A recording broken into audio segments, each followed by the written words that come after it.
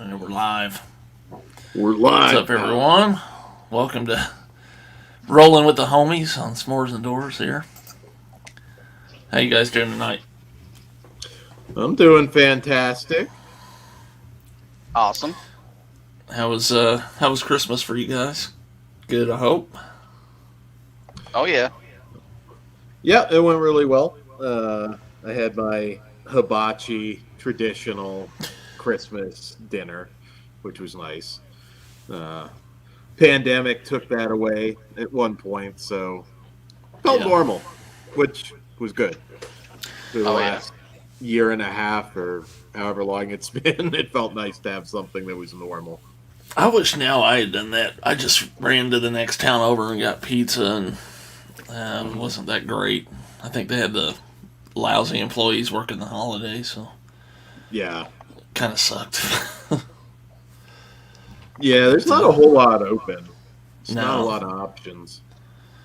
no, not really. I got to show this. This is a Christmas present my son gave me. It's a garden rake back scratcher. So Oh yeah. Oh, Plenty of real estate. yeah, That's awesome. that's pretty great. And I got that in an Amazon gift card from him. So, that's That'll work. cool. and apparently when you like eat peppers and hot chips on online, like people think you like hot stuff. So my other son gave me 2 big boxes of hot sauces. So I'm like, okay, I got a ton of hot sauce this year. I always kind of do. It's like the stocking stuffer stuff. yeah. Did you get like those little like Christmas balls and they're with like Santa hot sauce? They're No, didn't get small. that. I think Walmart Did, has them or had them. no, it's just kind of traditional bottles. So Hmm. another friend actually gave me a big hot sauce box too. I'm like, God, I've already got a fridge full from some other crap I bought. So Make sure everybody goes to hit up their local WalMarts and stuff today or tomorrow. Get all that discounted Christmas stuff. that's right. They were extremely packed tonight for sure. Oh yeah. What's up? Biggest exchange day probably today. What's up, Daily Ghost? Thanks for hopping in.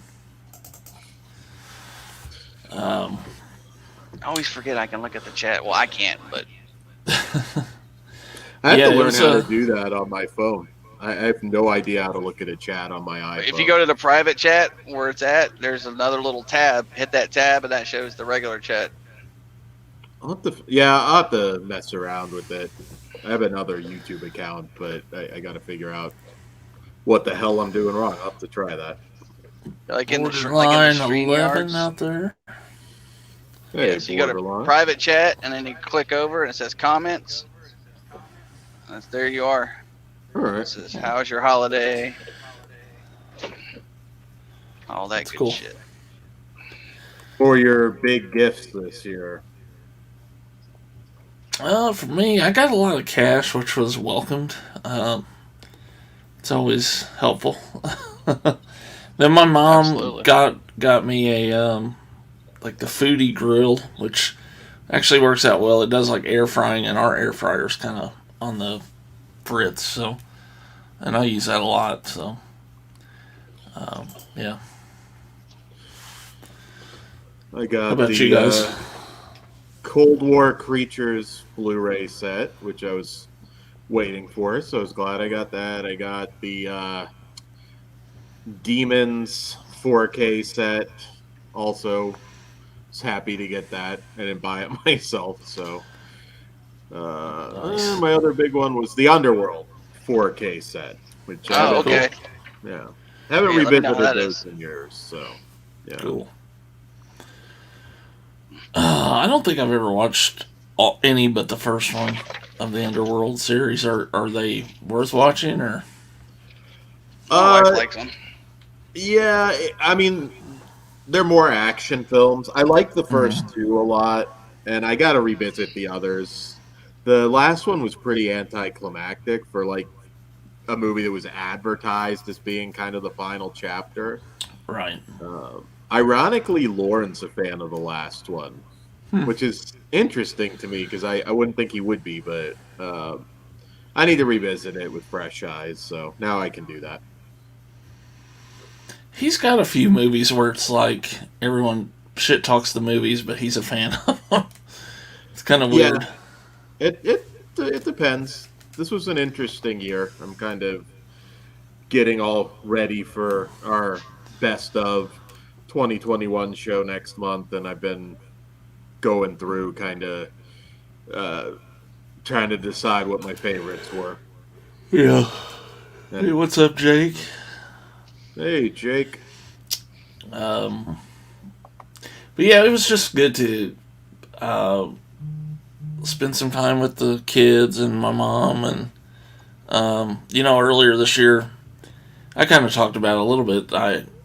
It wasn't looking great for my mom with her health, and thankfully, she still has issues she's dealing with, but she's in pretty good health as of now. And so, that's awesome, man. Thankfully, it was. Yeah. She was good and able to be up and around for the holidays. So. Oh, it's awesome. You can't beat that. No. So, but so it was a good year, I guess. We've got about a little less than a week left in the year, and this year's just flown by for me. I don't know about you guys, but absolutely. It seems like I can't believe it's this time of year already. But I'd say a good year coming off of the previous year where it was just a lot of dread and constant.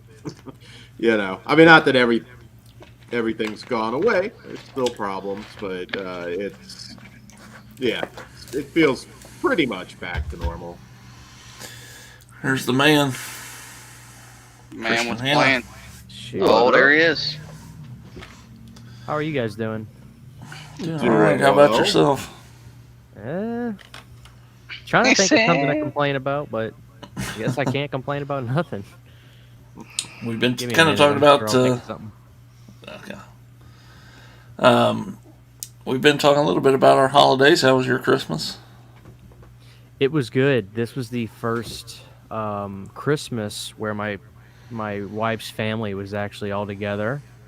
Her parents moved back here from Michigan, so they were here. We did my side of the family Christmas Eve. We did her side of the family Christmas Day, and I know that her family won't ever see this. So her sister has just a truckload of kids, and I was miserable all day.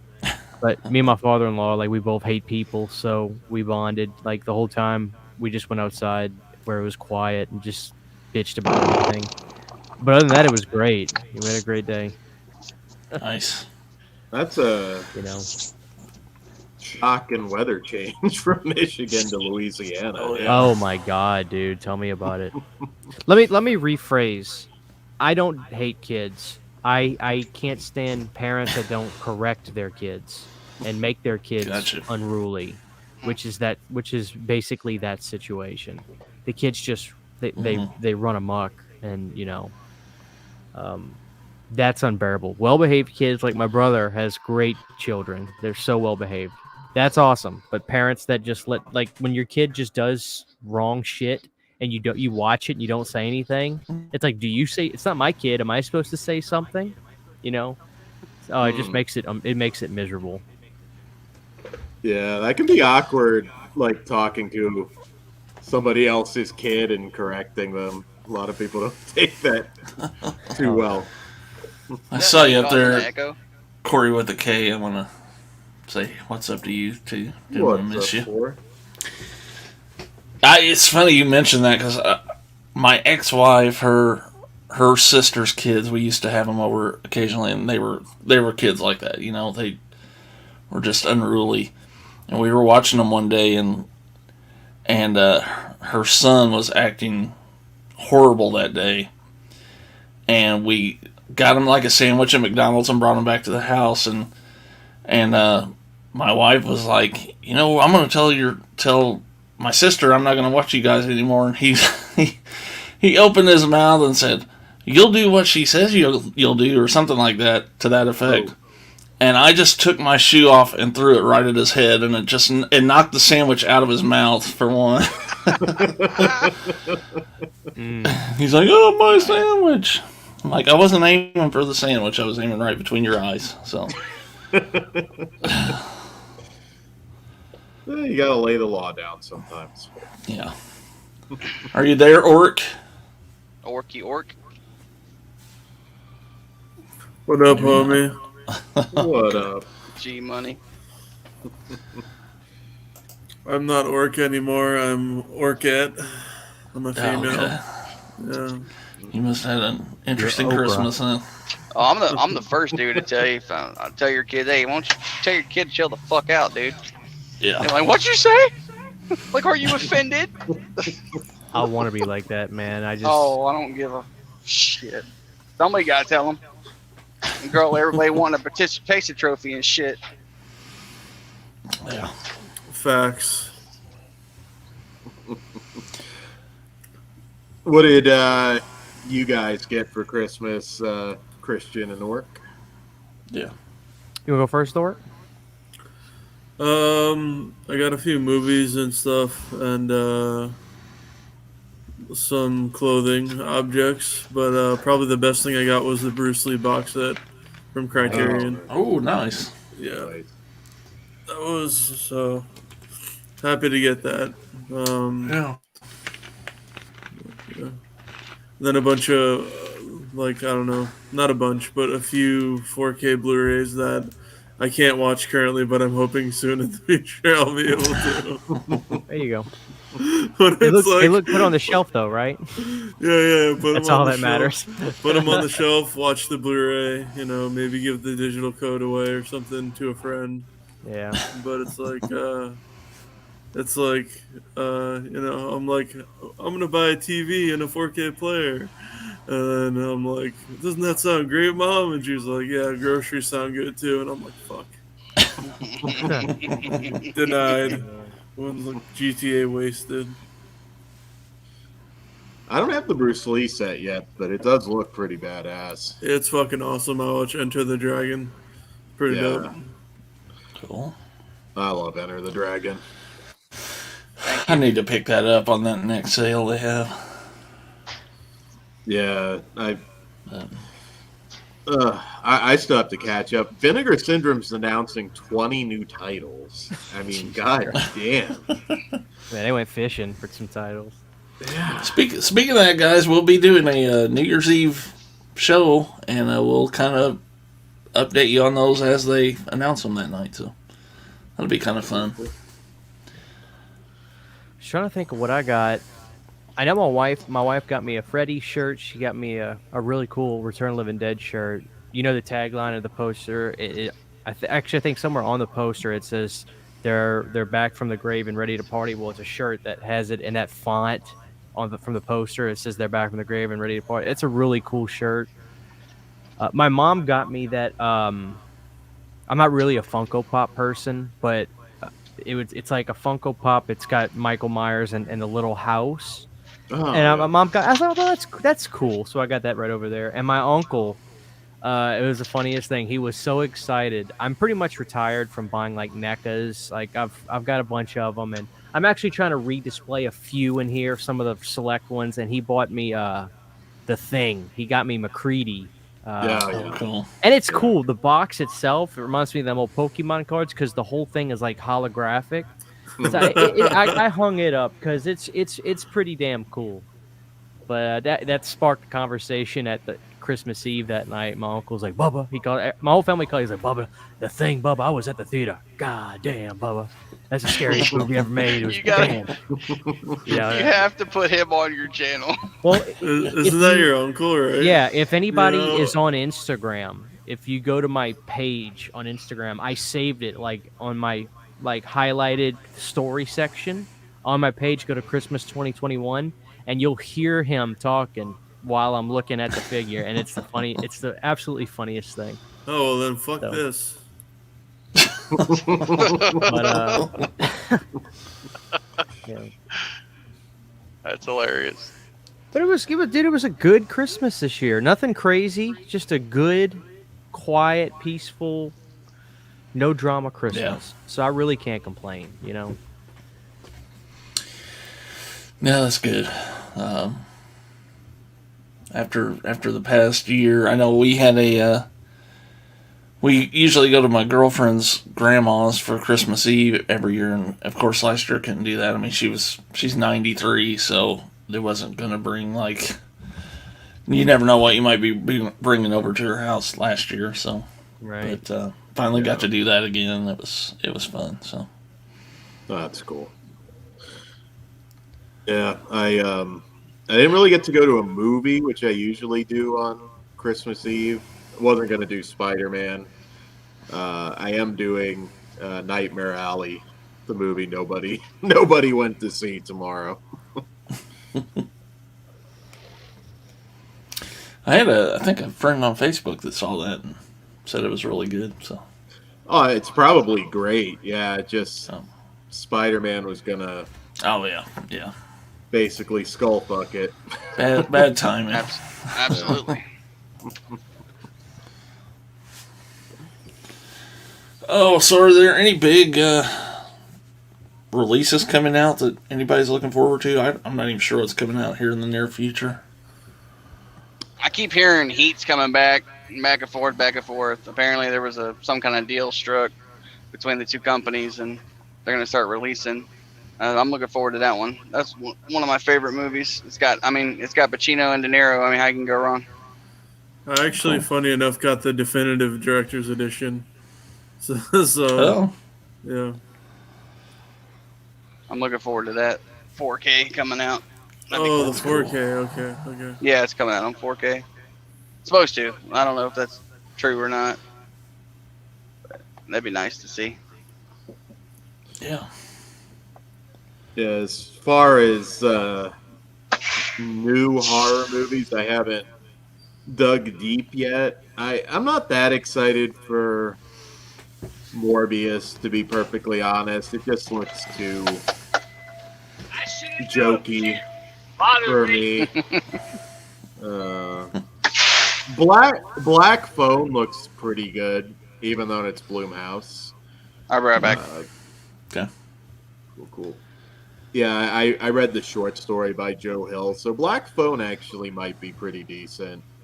I think of all things, we're getting the Orphan sequel, which they took forever to do. Yeah, I think I heard someone talking about that. Probably the other day. Northman. Yeah, probably the Northman though for me so far. I'm looking forward to that. I'm looking forward to just those out of the blue surprises that you don't know are coming until they just kind of come. And a lot of times it'll be just movies that'll pop up on Shudder, and they just they're good and they're fun, you know, and they're harmless. One of the movies I found myself revisiting this past year, like in the last couple months, it's not great, but it is a fun goddamn movie. Was VHS 94. I just ate that damn thing up, and I watched it. Man, I've watched it frequently. Just a fun movie to revisit, and you know, stuff like that. That just, you know, just kind of modest made stuff, but just pops up, and it's like, here, you know, it's not going to rock your world, but it'll get you through an hour and a half without wanting to kill yourself. You know, So movies like that, I'm all about those little nuggets that just kind of pop up, and here they are. Try this on for size. That kind of stuff I dig. Werewolves Within was another one. Just popped up. I was like, oh, that was fun. I like the quirky small town sort of comedy of that. The werewolf stuff was a little underwhelming. A little underwhelming. For me. Yeah, I like the build though. I like quirky small town kind of movies. Yeah, just give me a lot of. I love that kind of stuff, man. Just pops up and here it is. Try this. You know. Yeah. No I think it'll be one of those years again. Theatrically, it was pretty weak. One that has potential is Dark Harvest, which is an adaptation of a popular Halloween-themed horror novel. I know there's some buzz that it could be another Trick or Treat, so I think it's actually slated for a Halloween release too. So I have some high hopes for that, but I don't know anything much about it beyond having read the book. Jake was asking if Black Phone got pushed back a few months. Have you heard anything about that? February 4th is the last thing I heard. Okay. Yeah. So. And Corey's has never seen The Thing, so you got to get on that. I would say it's the best Carpenter movie. Oh, without question, I would agree with that. Yeah. Legacy, I love Halloween. Halloween's legacy. There's no denying it. But The Thing, Jesus. Every time I watch a thing, I say to myself, Jesus effing Christ, man. How does it still look that good after all these years? It's perfect. It's perfect film, I think. Yeah. Mm-hmm. So. Yeah, it's hard to touch that.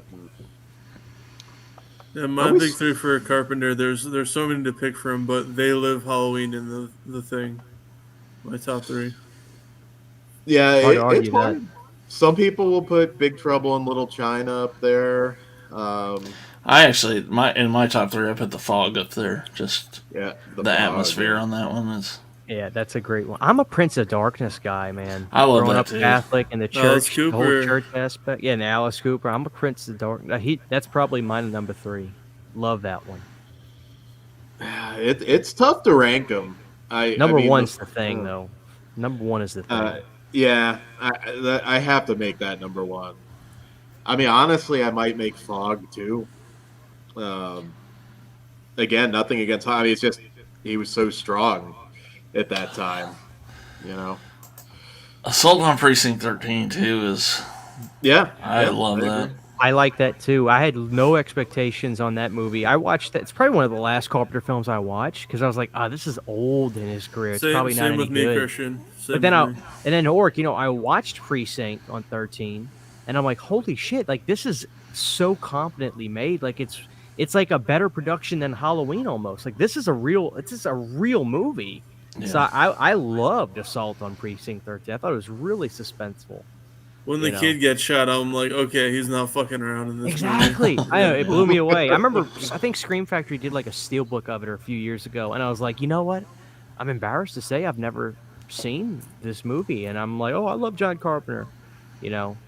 Granted, I try to talk to people about Memoirs, and nobody watches that movie either, but they love John Carpenter. I'm like, dude, Memoirs is amazing. You got to check out the special effects in that movie. What is that? I was like, come on, man. John Carpenter, Chevy Chase. Like, he's invisible, and he's chewing gum, and he's eating food, and you see the food go down to his stomach and stuff, except there's nothing there.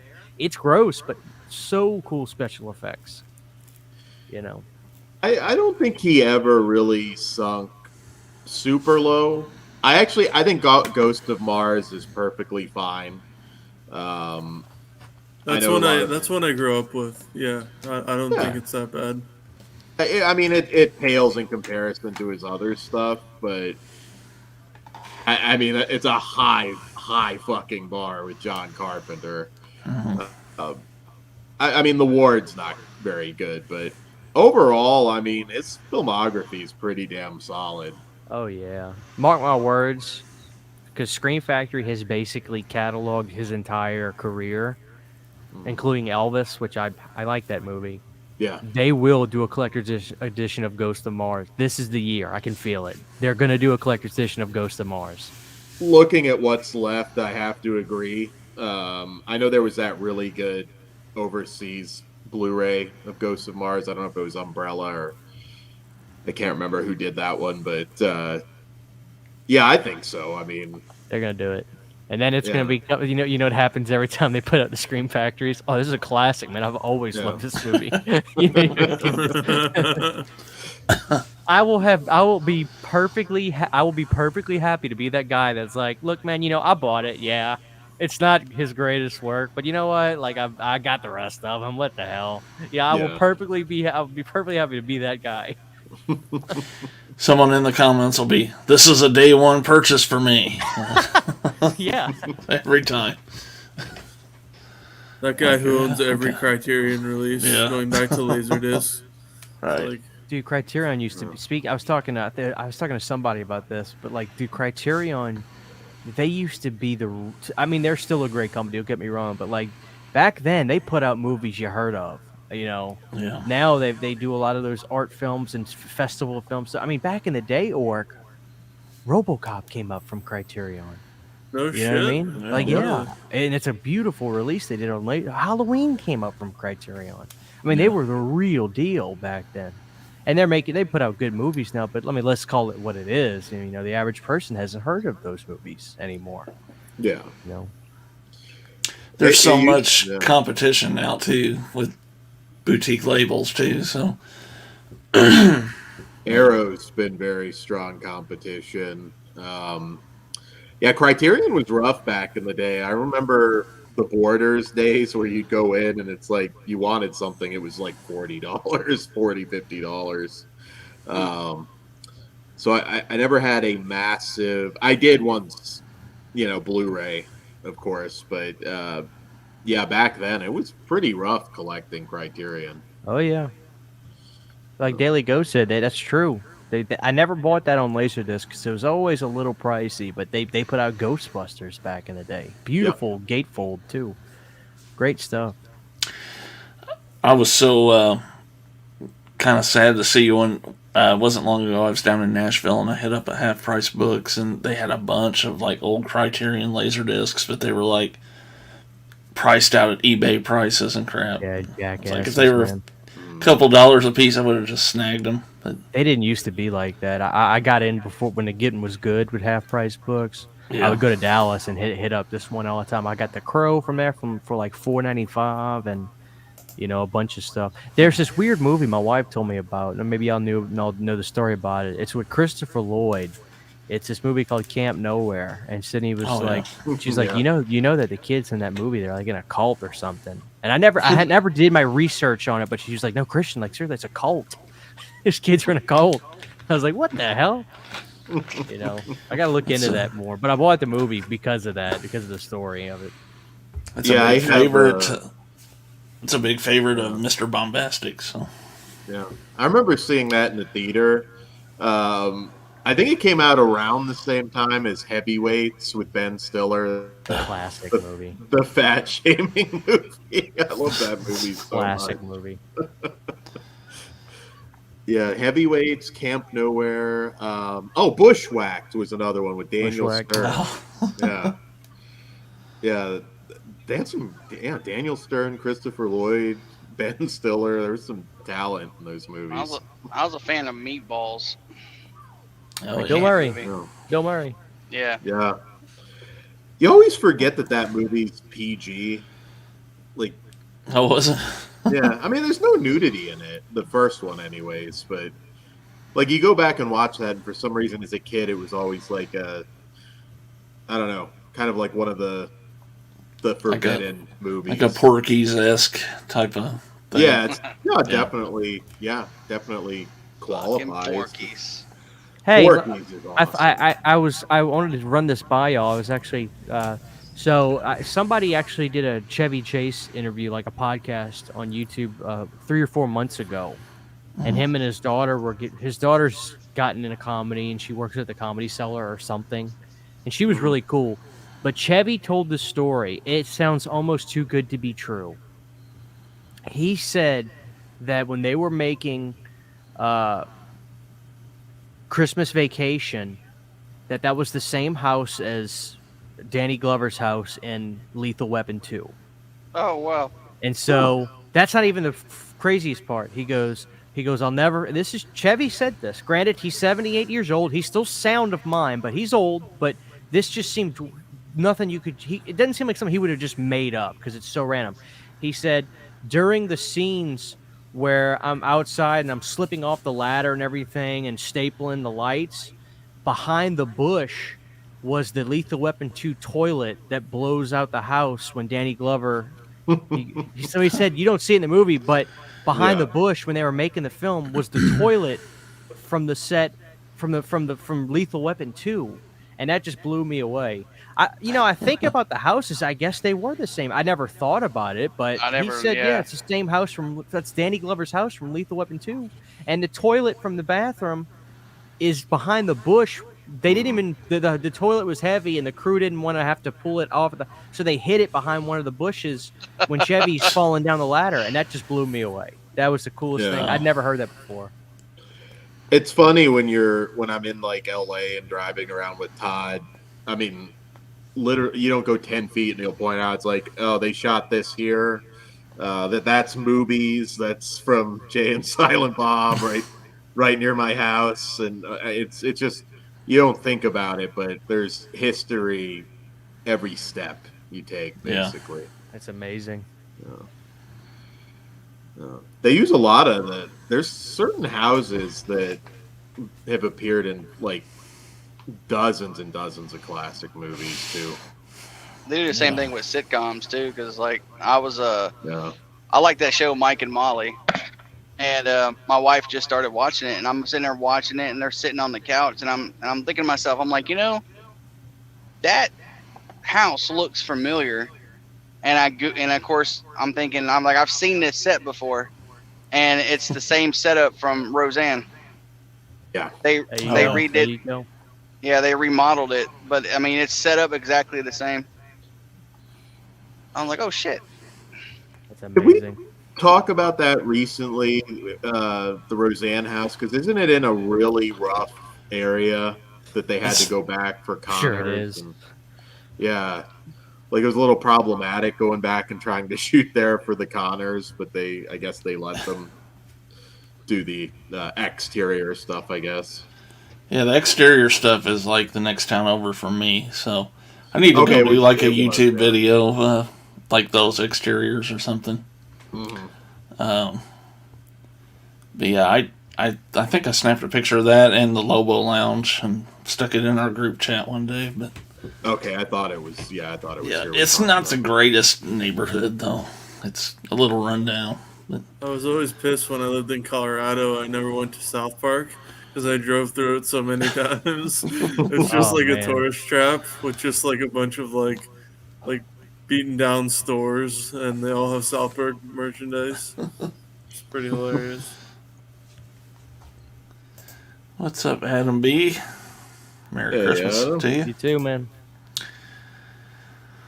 Well, I wanted to pull this up for you guys. I told most of you guys recently about the Shadow Warriors in this old jewel case thing. I actually tracked down a copy of Shadow Warriors 2 in the same jewel case, so I got that coming soon. Brother. Oh, nice. But I wanted to... Oh, go ahead.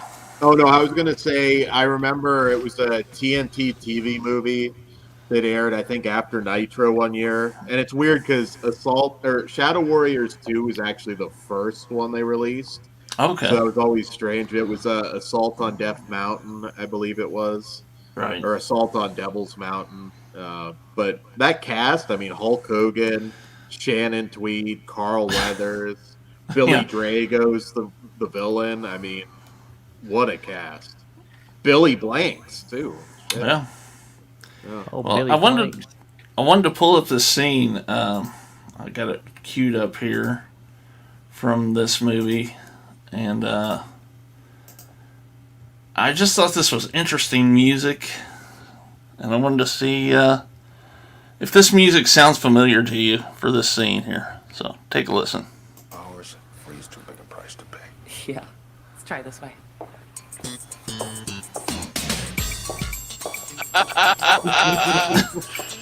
Sounds like Seinfeld.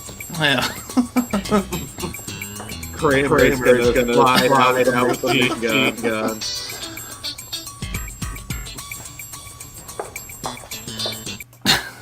That is hilarious. Carl Weathers, fuck yeah. There was Apollo solid Creed TV looks good, man. Yeah. So I'm glad he didn't die. That's awesome. Don't throw in the towel. Don't throw it in. If he dies, he dies. If he dies, he dies. I fucking love that movie. I was watching that the other day, and that came on, and I was kind of paying attention, kind of wasn't. I was like, what is this, Seinfeld? Mm-hmm. I can't think of the name. I want to say it's called... Thank you. I want to say it's called Shotgun, and it's a really cheap-ass bargain basement movie. I think Dan Haggerty's in it. My details might be off. I'll look it up and confirm it. But there's a scene where he's just like strolling through the town, beating the shit out of villains to the Roseanne theme. The exact Roseanne theme. Oh, that's funny. Yeah. It's on one of those cheap sets. I'll confirm it. Make sure I have the right. I'm gonna see this now.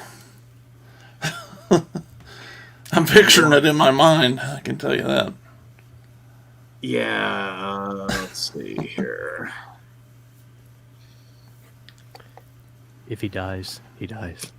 That's right. Nice. I'll tell you how much of a space cadet I am sometimes.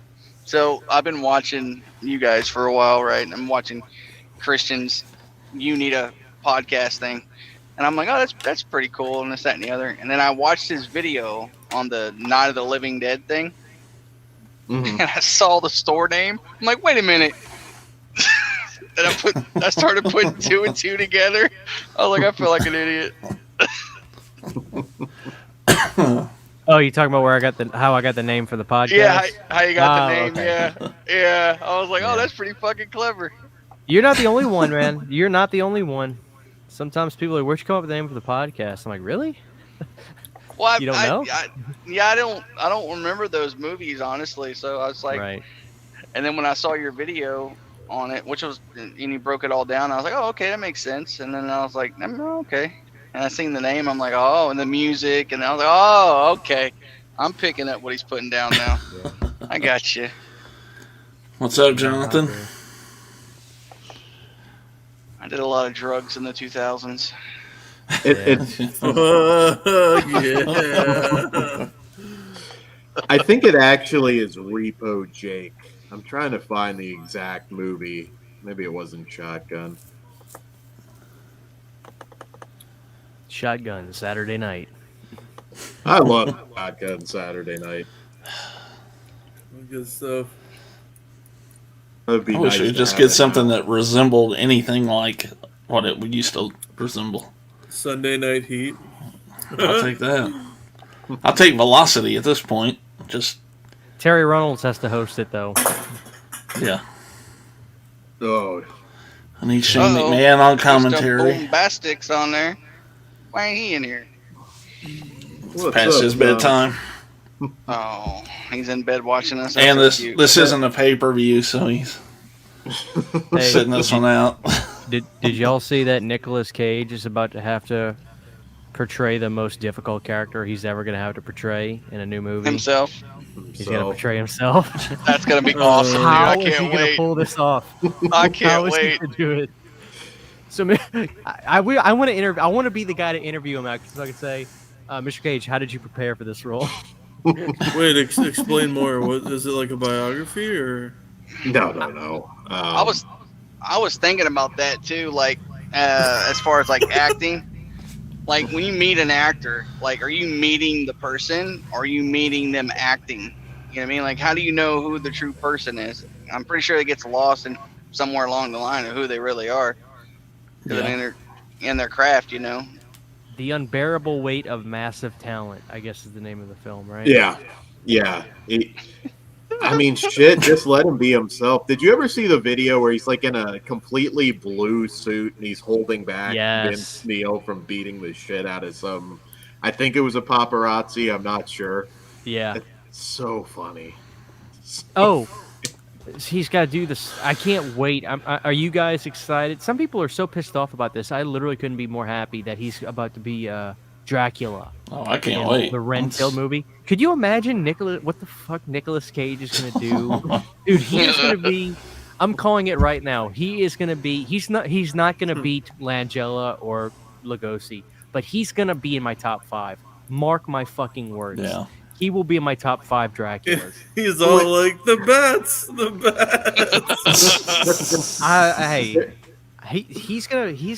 He's gonna pull this off, man. Like You he's gonna be think- up there. You think he's going to be more of a suave, smooth Dracula, or is he going to play it more Nosferatu. I'm kind of curious. I hope the latter. I want him to go left where everybody probably thinks he's going to go right. I think people are probably going to think he's going to do some kind of, thing, like where he's going to, mix in a little bit of, and he's going to be a little animated or this and that. I want him to be creepy. I think he can do whatever the fuck he wants. But I'm excited, man. I think it's time. We're at a fever pitch right now of Nick Cage and thriller action horror movies. It's the right time. He is going to be the next Christopher Lee for us, or Vincent Price. I think he's going to be the guy. It came late, but there was a Fangoria, I believe, that did a Nick Cage, the next Christopher Lee, or I think maybe Vincent Price. I don't know who they were comparing him to, but it didn't happen right away, but shit, Nick Cage is in a movie now. It's one of my most anticipated upcoming movies automatically. Dude, they're popping out left and right too. It's magical. Yeah, but who would have thought though, in going into 2022, he certainly has a hotter career going than Bruce Willis right now. Oh yeah. Bruce Willis has been churning out garbage, bargain basement garbage lately. Well above Seagal, who's been doing that for 20 years now. Nick Cage right now, shit, I hope he's in the new Expendables. I think, yeah. Dude, I'm just trying to imagine at this point with Steven Seagal, like the production team or the people involved in making some of these films. Like, do you think they're actually like lying to themselves and saying, "Okay, this is going to be the one. This is going to be the one that gets them, that catapults them back on top"? Like, do you really think that there's these conversations, or do you envision it's probably they're just like, dude, I think like the DVD market, like we may do pretty good. Sling TV may offer us this to stream it. Like, what do you think the conversations are truly like with the people involved with making these films? That's what I want. I want to be a fly on the wall for these conversations. I wonder if he's just so difficult to work with. They just like let him run with all the ideas. Like, yeah, that sounds great. Yeah, yeah, we'll do that.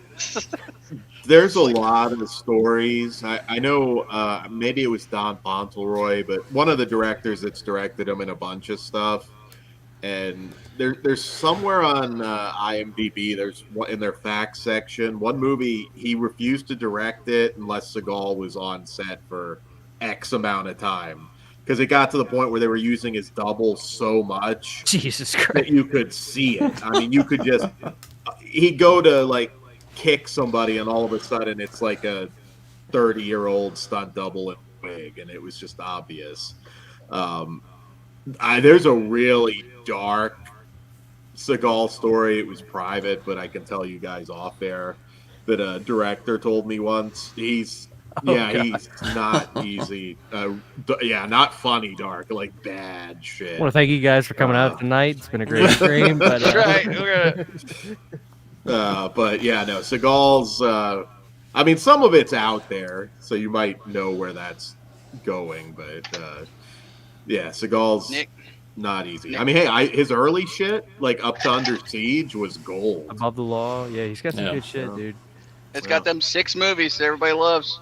Everything else is shit. I think I sent y'all the video of Rob Schneider telling Steven Seagal stories on Howard Stern, where Rob Schneider was on Steven Seagal's trailer or something. And he said Steven Seagal came out and goes, "I just read the greatest script ever," and we're like, "Who wrote it?" He goes, "I wrote it." That's pretty funny. He only agreed to do Under Siege 2, I believe it was, if they'd let him write and direct On Deadly Ground, which you can tell. Not that it's not entertaining, but you can tell. He's had some good films after the theatrical run, but I do recommend. It's a really cheap book. It's called Seagology, where this guy reviews everything, and that includes the direct-to-video stuff. Like, this guy watched absolutely everything that Seagal made up to that point, and it's a good way to separate some of the crap out of there. He occasionally had something like Pistol Whipped was entertaining, but yeah, there's some pretty bad garbage there now. It's like it's so weird though how it works too. Like, because like it's like Hollywood embraces the weird left shit as much as they do as the main, as the like the A-list actors. Like, there's always this side hustle people like, oh yeah, we know their shit, but we're starting to keep making movies because it's funny. Yeah. Like, we know he's crazy, but we'll just keep putting him in movies. Just let him make his movies. You know. Yeah. What is it? Hollywood Jake says, I'm all for him as Dracula as long as he can say the alphabet. Yeah. Scene comes in, Cage is like sitting there, and the guy yells, why couldn't you just put down the garlic? I don't know when they announce it, but goddamn, I think he deserves a nomination for Pig. I thought he was fantastic in Pig. I loved that movie. Yeah. What was that one you picked up on 4K? Was that the Prisoners of the Ghostland? Yeah. I didn't love it. I really didn't love it. I wouldn't recommend buying it. It's not bad, but I don't know. It was okay. Bill Moseley was in it. Bill was cool, but Pig was much better, even though they're different. But Pig was the better one of those. The special features on Pig are so good. Yeah. I swear to God, you got to get the Blu-ray just to see Nick Cage learning how to cook, and he talks about how much he loves tortilla chips. And he's dead ass. I mean, he is dead ass. This chef is teaching him how to make this beautiful tart, and he's like, I really love tortilla chips. The crunch you get from. I'm like, and Nick is not fucking joking. And this chef has to just listen to him like, oh yeah, man, oh yeah. I like tortilla chips too. I think Ghostland is worth it for the line, my testicle. Yeah. Actually, I wouldn't say you don't have to not buy it. It wasn't an expensive. I don't remember being an expensive 4K. No, it wasn't. I remember. Pig was better though. If you're just gonna if you want to pick one, I would say go with Pig. That was a damn good movie. Yeah. I've seen that. They have that Blu-ray at Walmart for like $15 right now. So.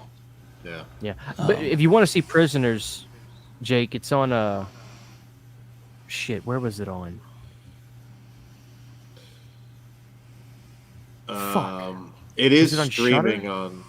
I don't think Shudder. Well, maybe it is. Maybe Peacock. I don't know. I thought I saw it somewhere. Peacock? For you guys asking about Rachel, we'll probably have her on again sometime. She's been really busy with travel and stuff, so she's been doing some music videos and a couple movies, I think. So. It's on the cut. Female co-host. When did you have a female co-host? On the cock. Short time. I don't remember that. Orc, you got to pretty yourself up. They're impatient. All right, I'll be right back. There you go. You gotta get a clip in that hair. There's no way it could live up to the awesomeness of the first one. But, man, I would love to see them do Con Air, too. That'd be fun. Yeah, they could do that. I go back and watch that movie, and, man, it's better than it was when I saw it then. That movie's hilarious. And these movies you can go back and rewatch that you grew up with are like, there's nothing better. I love it. I love turning on Mortal Kombat. Just being like, it's just that you hit play and 2 seconds into it. Mortal Kombat! Dude, that dude's voice is amazing. It's just like, Goro was my nightmare as a kid. That motherfucker right there, man, let me tell you. Goro scared the shit out of me. Terrifying. I feel like that Mortal Kombat was the perfect movie to represent that game at that time too. I think so too. They fucked up Reptile, but I can't believe how good it looked for 95. Sorry, go ahead, Christian. I was gonna say reptile. I just love how the character select voice said his name when he shows up. You just get that reptile. Why doesn't that happen whenever we show up on stream? Somebody needs to hire that guy. Yeah. He could be Orc 145626. Your name is too fucking long. I don't remember. I'll see if that guy's on Fiverr. I'll get him to record all our voices. One that you could get, his name's Darren McBee. He was in the second one. Always like a heavy for the villain in a bunch of B movies. I can't think of his character name in Mortal Kombat 2, but when I was doing my shitty indie movies, he actually contacted us once about potentially working on something. I thought that was like so cool. Like just this guy's. I mean, we couldn't have paid him at that point, but man, that was like, holy shit. The Night Flyer. I'm kind of surprised that someone hasn't got a hold of that too.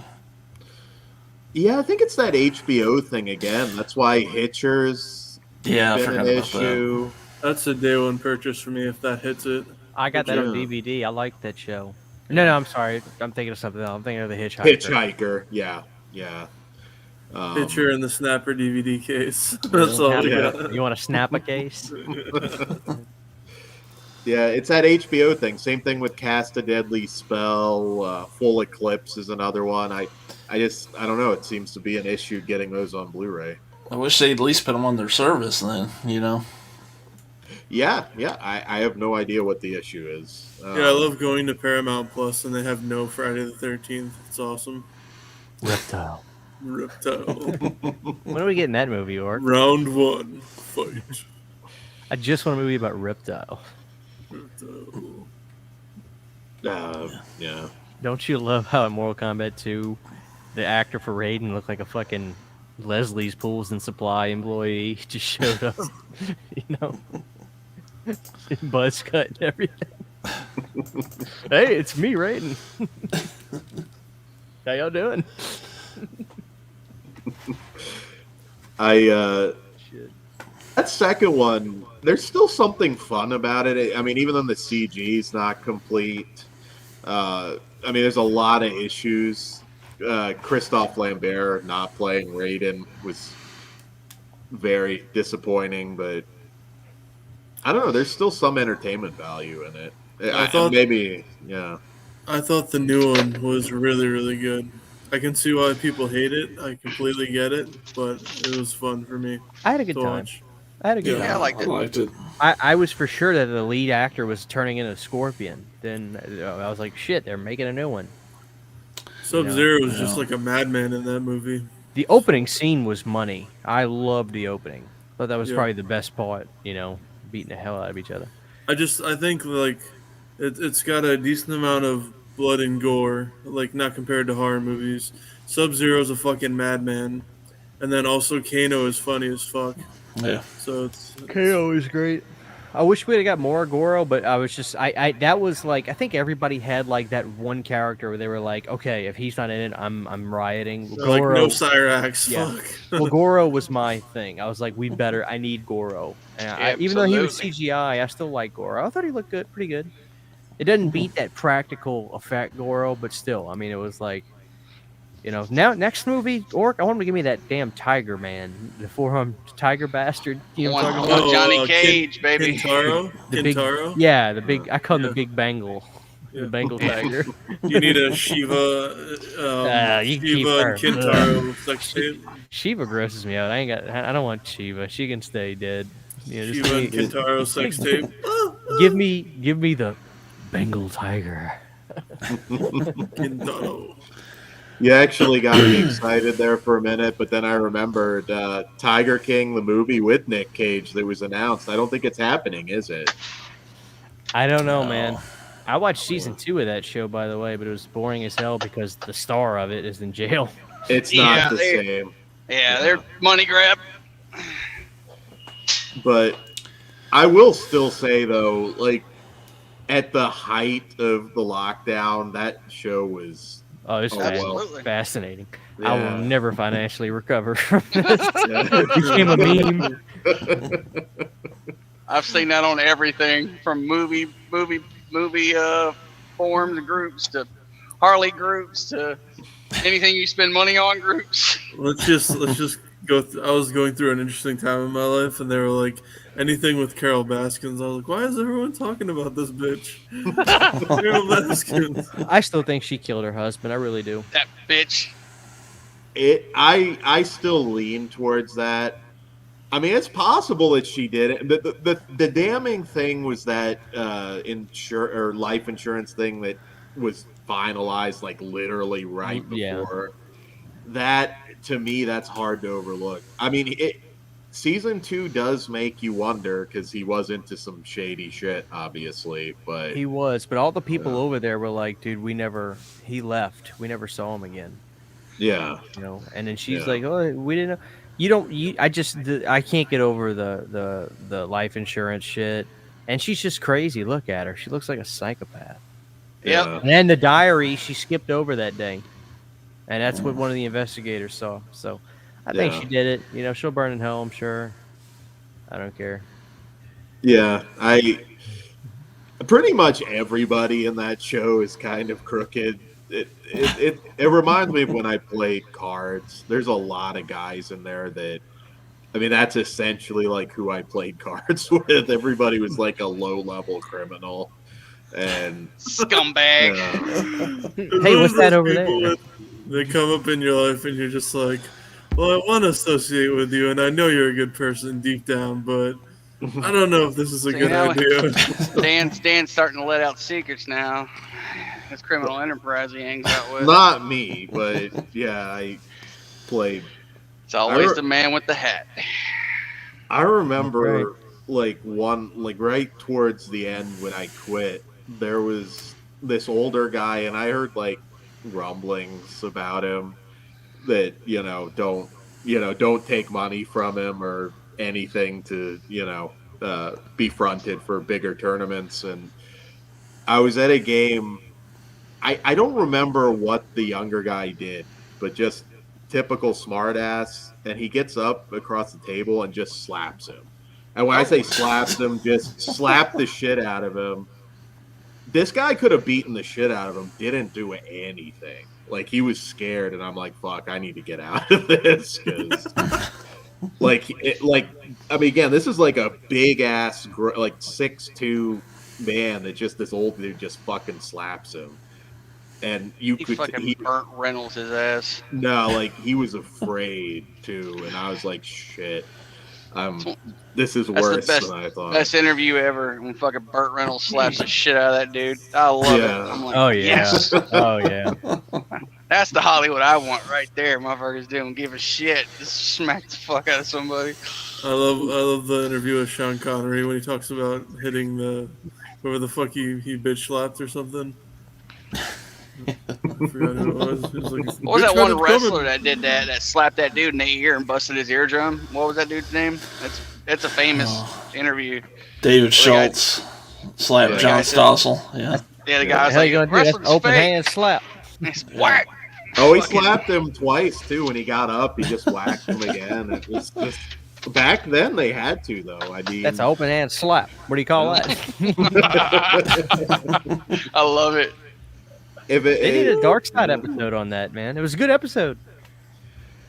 If you watch that, what's really funny, for a second, you think Stossel's ready to, like, fight back, which would have been the worst possible thing for him to do. He would have got killed. He would have got creamed. Yeah, no. Hey, back then, there's still some old timers that kind of expect you to do that. Jimmy Valiant, who, as of not too long ago, is still wrestling. He's like 100 You print it? years old, but yeah. Yeah, I need a copy. Protect the business.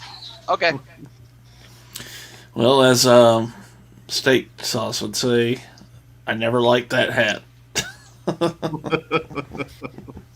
They need to do an episode on heroes of wrestling. There's so much subject matter there.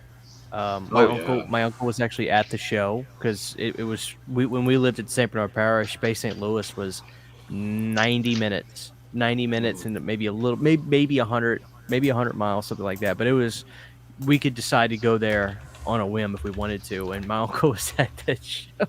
I don't know if you've ever seen him in the video. I've never been able to, but he tells me till this day how bad it was.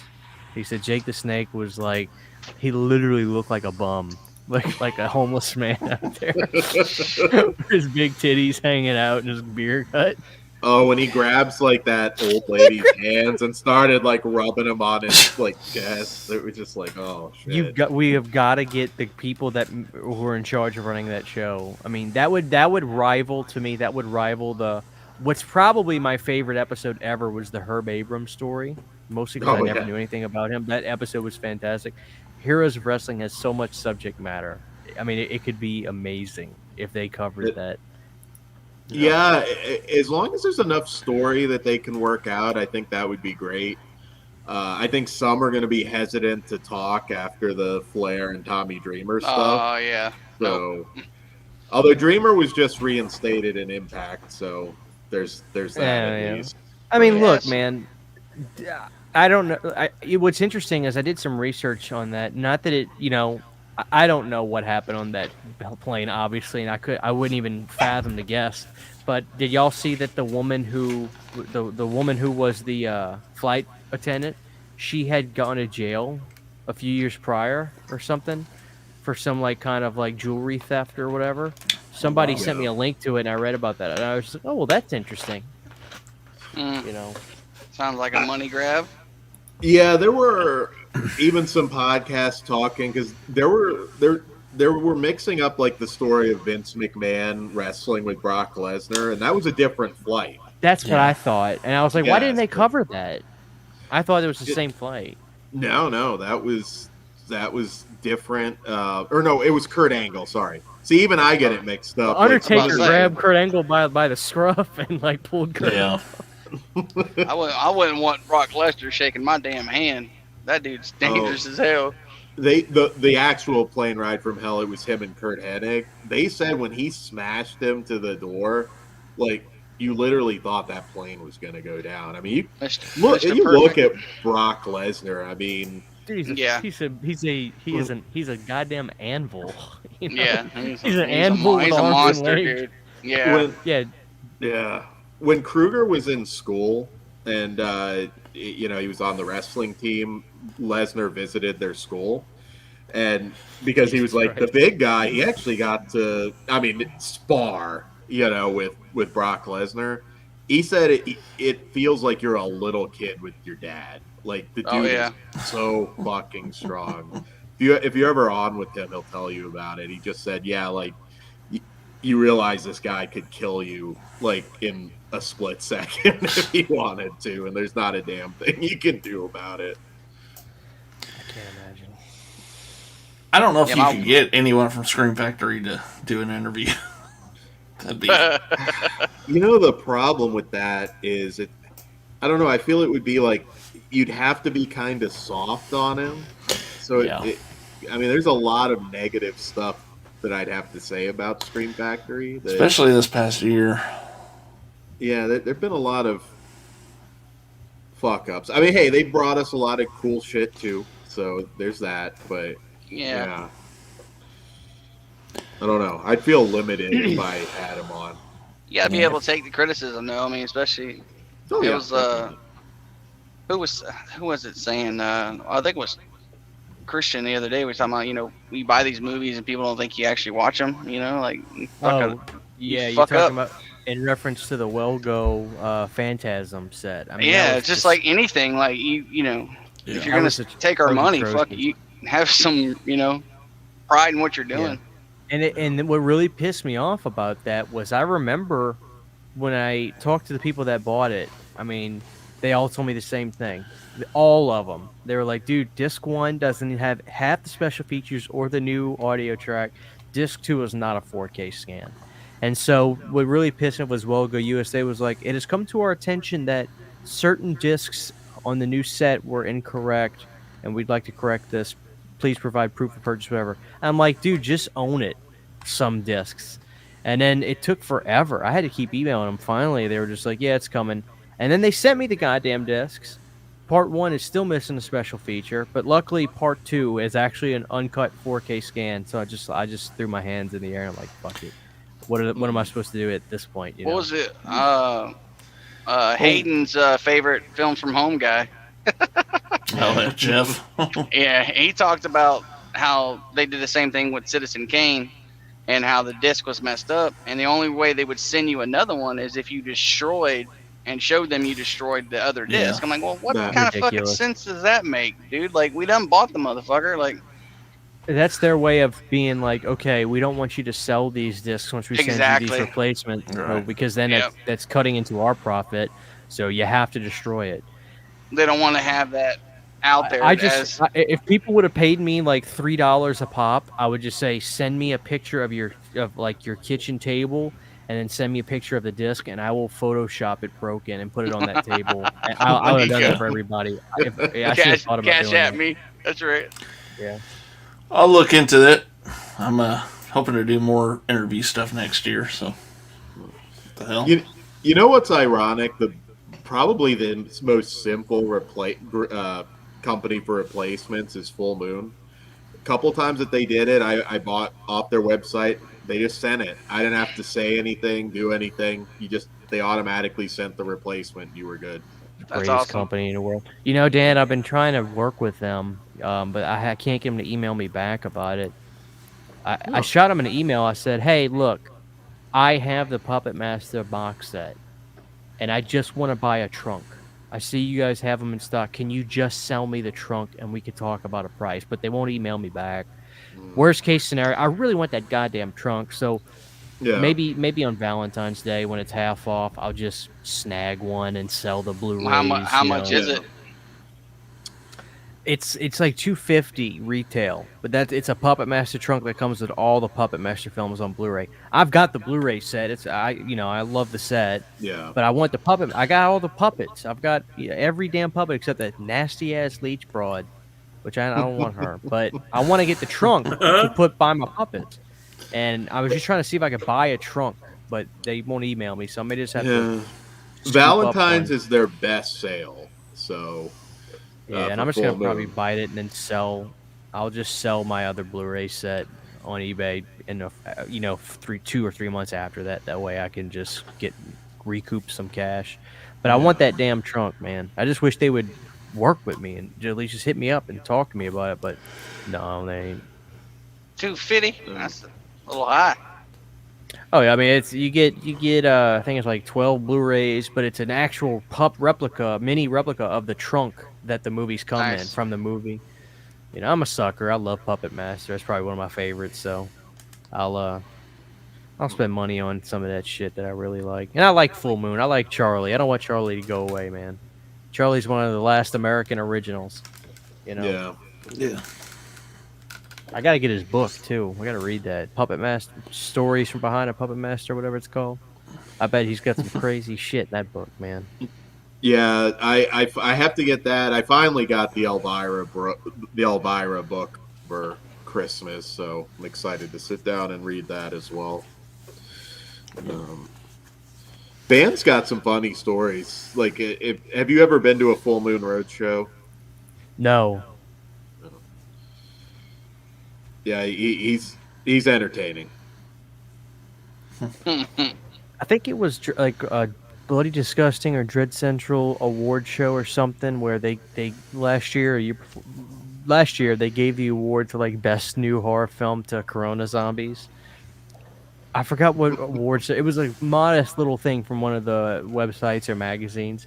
And if you watch Band go up to receive the award, I could tell he's like slightly like, this is fucking ridiculous, or like, this is insane.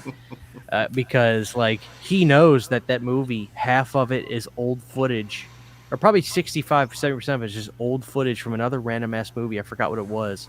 And just a few fucking scenes of something new to make it Corona Zombies. and it won an award. That means that there was nothing else in that category. Whatever it was. I mean, hey, though, at the same time, like during the pandemic, he brought he did 3 of them, right? Barbie and Kendra, Storm Area 51, Corona Zombies, and he don't give a fuck, man. Yeah. I love Charlie. Corey's got a question here. Any of you guys heard anything about Subspecies 5? It was supposed to come out this year, apparently, but it never did. The Deadly 10, I think he got far, but he didn't make it all the way to 10. Subspecies is a tough one to tackle on their budgets now. I'm almost okay if we don't get it, just because it's not like a cheap, an on the cheap kind of movie that I think he can do anymore. And I don't want him to do it cheap, man. I mean, I really want him to. I could talk about this all day. I love Charlie. I love some of the shit he does. His Gingerweed Man is great, that kind of stuff. But damn it, man, I just want to see him put his best foot forward one good time again and make a real. I will put Subspecies up against so much other stuff from the 90s. That is a goddamn movie, It's so good. And Castle Freak is Stuart Gordon. I don't think people realize that. I mean, that's Stuart Gordon directing that. I mean, it's the real deal. I love Charlie Castle Freak. Charlie made some really good films. And then he just started going, not down, but I guess you. I mean, he started making really silly, cheaper stuff, and he still kept the marketplace. But I mean, but again, like I think. I mean, a lot of people consider Castle Freak the last great movie they did, but goddamn, I loved The Creeps. I loved Hideous, Blood Dolls. What a cult movie Blood Dolls is. Head of the Family. That late 90s, early... I would say Ginger Dead Man 2 was great. And then after that, it is harder to defend some of it, but... I don't know. I have a lot of great full moon memories. yeah. Gingerweed Man was a step in the right direction. I thought that was a lot of fun. When was Lurking Fear? 1990, 91, 92, I believe. That's a great film. Lurking Fear is it Ashley Lawrence? Is that her name from Hellraiser? Dude, Ashley she Lawrence, is smoking hot in Lurking Fear. She still is. She's aged quite well. She was in a Creep Show episode recently. She's aged very, very well. I'm gonna have to verify this. Go for it, dude. Look, just type in. Hey, type in Ashley Lawrence Lurking Fear. Dude, she is just glowing in that film. She looks so good. Yeah. I want to see her today. Oh my lord. She was on Joe Bob. Yeah, she was on Joe Bob not long ago, and they did Hellraiser too. I would not turn her down. She's hell no, man. 55. All right. Looks like getting older isn't a bad thing. Is it a full swing or is it a swing? It's a swing. I mean, if you're like grade ranking final girls from the 80s, I mean, she's way above Heather Langenkamp. Yeah, I mean, Ashley Lawrence still looks fantastic. Yeah, Charlie was still doing some good shit. Like Head of the Family's great. I think that Castle Freak was the pinnacle of Charlie's movie making. But Head of the Family is one of my favorites, man. I swear to God, I watched a rated version of that growing up on VHS or something because I don't remember them actually showing that big-headed son of a bitch licking that broad's tit. But when I bought the Blu-ray, I'm like, oh my God. Maybe my mom or dad or whatever turned me away. I can't remember. I just don't remember being that graphic as a kid. But Head of the Family is disgusting. I mean, that movie is just, in a unique way, and you had nothing like that. Horror was very safe at that time with the Scream wave, and yet we were getting this out there batshit crazy full moon stuff. I know that. Where do you think it turned like that? What movie do you think? Oh well, besides that one. Scream. I mean, Scream. You had like 4 or 5, 3 or 4 years at least. I mean, there's always exceptions, but horror was very, very safe at that time. And but Full Moon, man, they did their They thing. They were a godsend at that time. they really were, and I mean, Charlie has talked about it. I mean, goddamn, half of the, I'm looking at my little part 2 poster I have over here, and on the poster it says the most popular straight to video or franchise ever made for Puppet Master. Puppet Master probably made Charlie a killing back in the day. I mean, you Yeah. think about how many goddamn VHS tapes he sold. I mean, they were pumping them out left and right. I remember watching that when I was a kid, or young, when I was a kid. I don't know how old I was, but I remember watching those movies.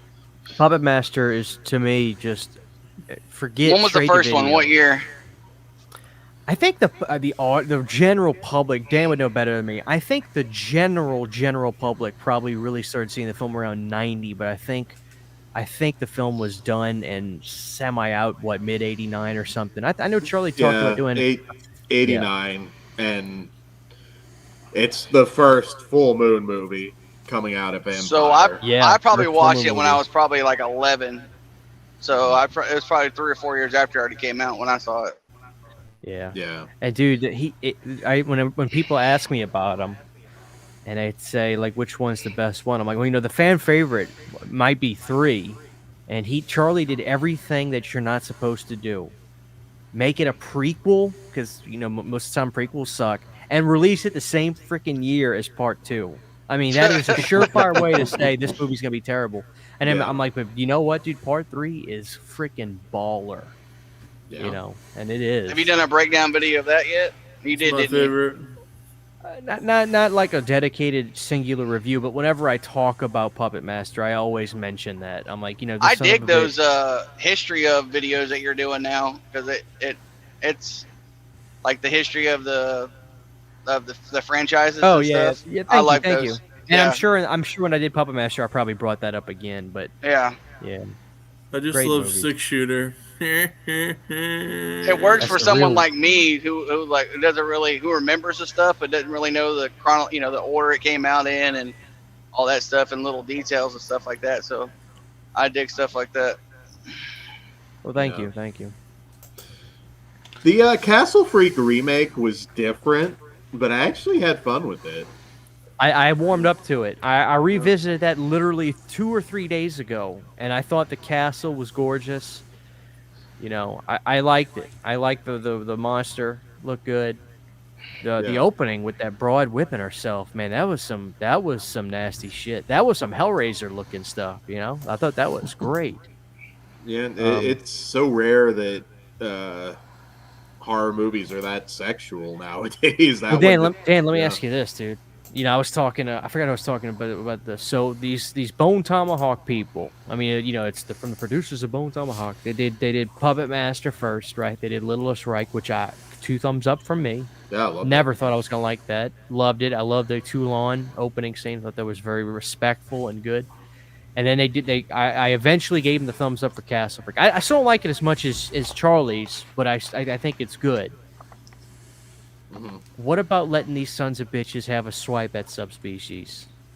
Oh, I think that would be great. I mean, right now I have no issues with them licensing their big titles to other people because they just can't do it anymore. I mean, I think it that is makes the what most it sense is. to do. No subspecies 5. Let's let these sun suckers get a swipe at it. They got a good production. Their quality looks good.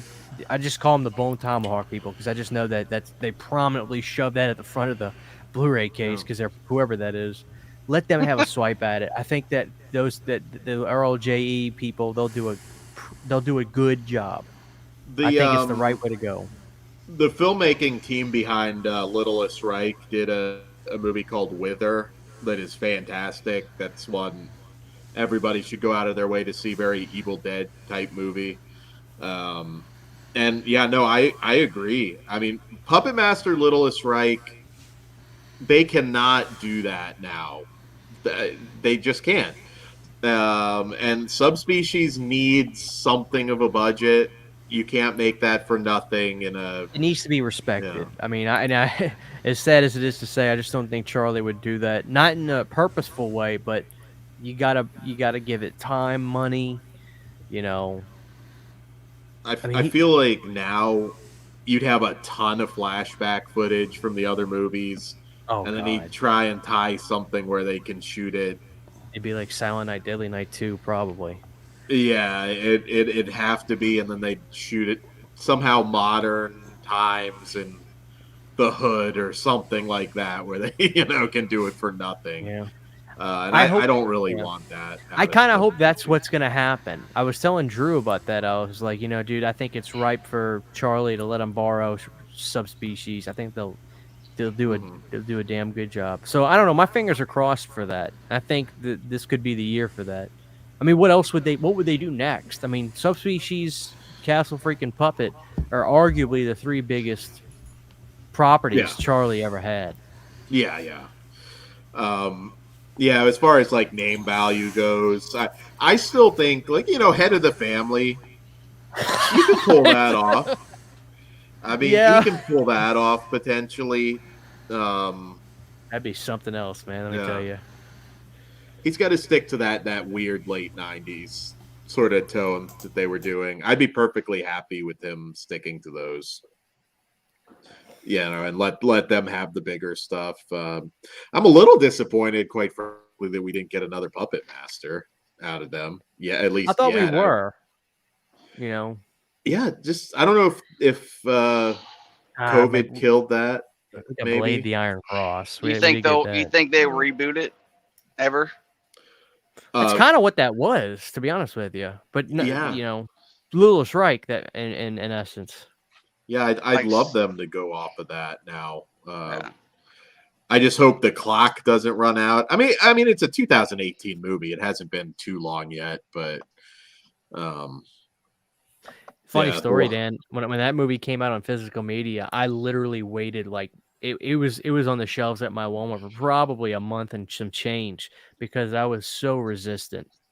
I mean, I was so resistant to it, and finally, I'm just like, they literally had one left on the shelf, one Blu-ray, and I was like, what the hell? Popped it in, and I ate my words, man. I was like, I'm such an idiot. This is great. I mean, to me, it's the best since the trilogy, the first three. I mean, I like 4 and 5 a lot. Don't get me wrong. Maybe I like 4 and 5 more. I don't know, but Little Strike was so fun. I think, after a certain point, if you prefer some of the sequels, it's more nostalgia. I mean, I love 3. I can't put it over 3, but yeah, man, it's near the top. If somebody told me it was their favorite Puppet Master period, I couldn't argue with them. I mean, it is that good. So I got to ask you guys, since I'm a kind of a Full Moon, I don't know a lot about Full Moon. What can you guys tell me about this Witch House trilogy? I love Witch House. Yeah, that's the J.R. Bookwalter relationship that they formed with Tempe. I need to revisit those, though. It's been a while, but I like them, too. I've only seen the first one, but I love Witch House. Cool. That's good shit. Yeah, I grabbed that the other day for $5, so I figured that. Is that the old Echo Bridge? Is that Full Moon put that out themselves, or does it have the old Echo Bridge on the side? No, it's Full Moon. Okay, good deal. For anybody that's diving into Full Moon, plan it for February. That's the best sale. And, I mean, you can get their stuff very cheap during that time. I have pretty much everything, so, I tell you, too, if they're not... I don't know if they're still doing that deal where if you sign up for their streaming thing, you get whatever it is, 12 Blu-rays or whatever. That's a hell of a deal. Oh, yeah. I know people that signed up just to get the Blu-rays. You're like, hell, let me just do that. Their websites, the streaming's pretty damn good. I know they got some Grindhouse shit on there and other things like that. It's not just, Full Moon titles. Yeah, they got Charlie Blue likes- Underground stuff on there. So They do. Charlie has this thing about Klaus Kinski. He's got a lot of Klaus Kinski stuff on his site too. Yeah, which I love that shit, but at the same time, I want Blood Dolls on Blu-ray.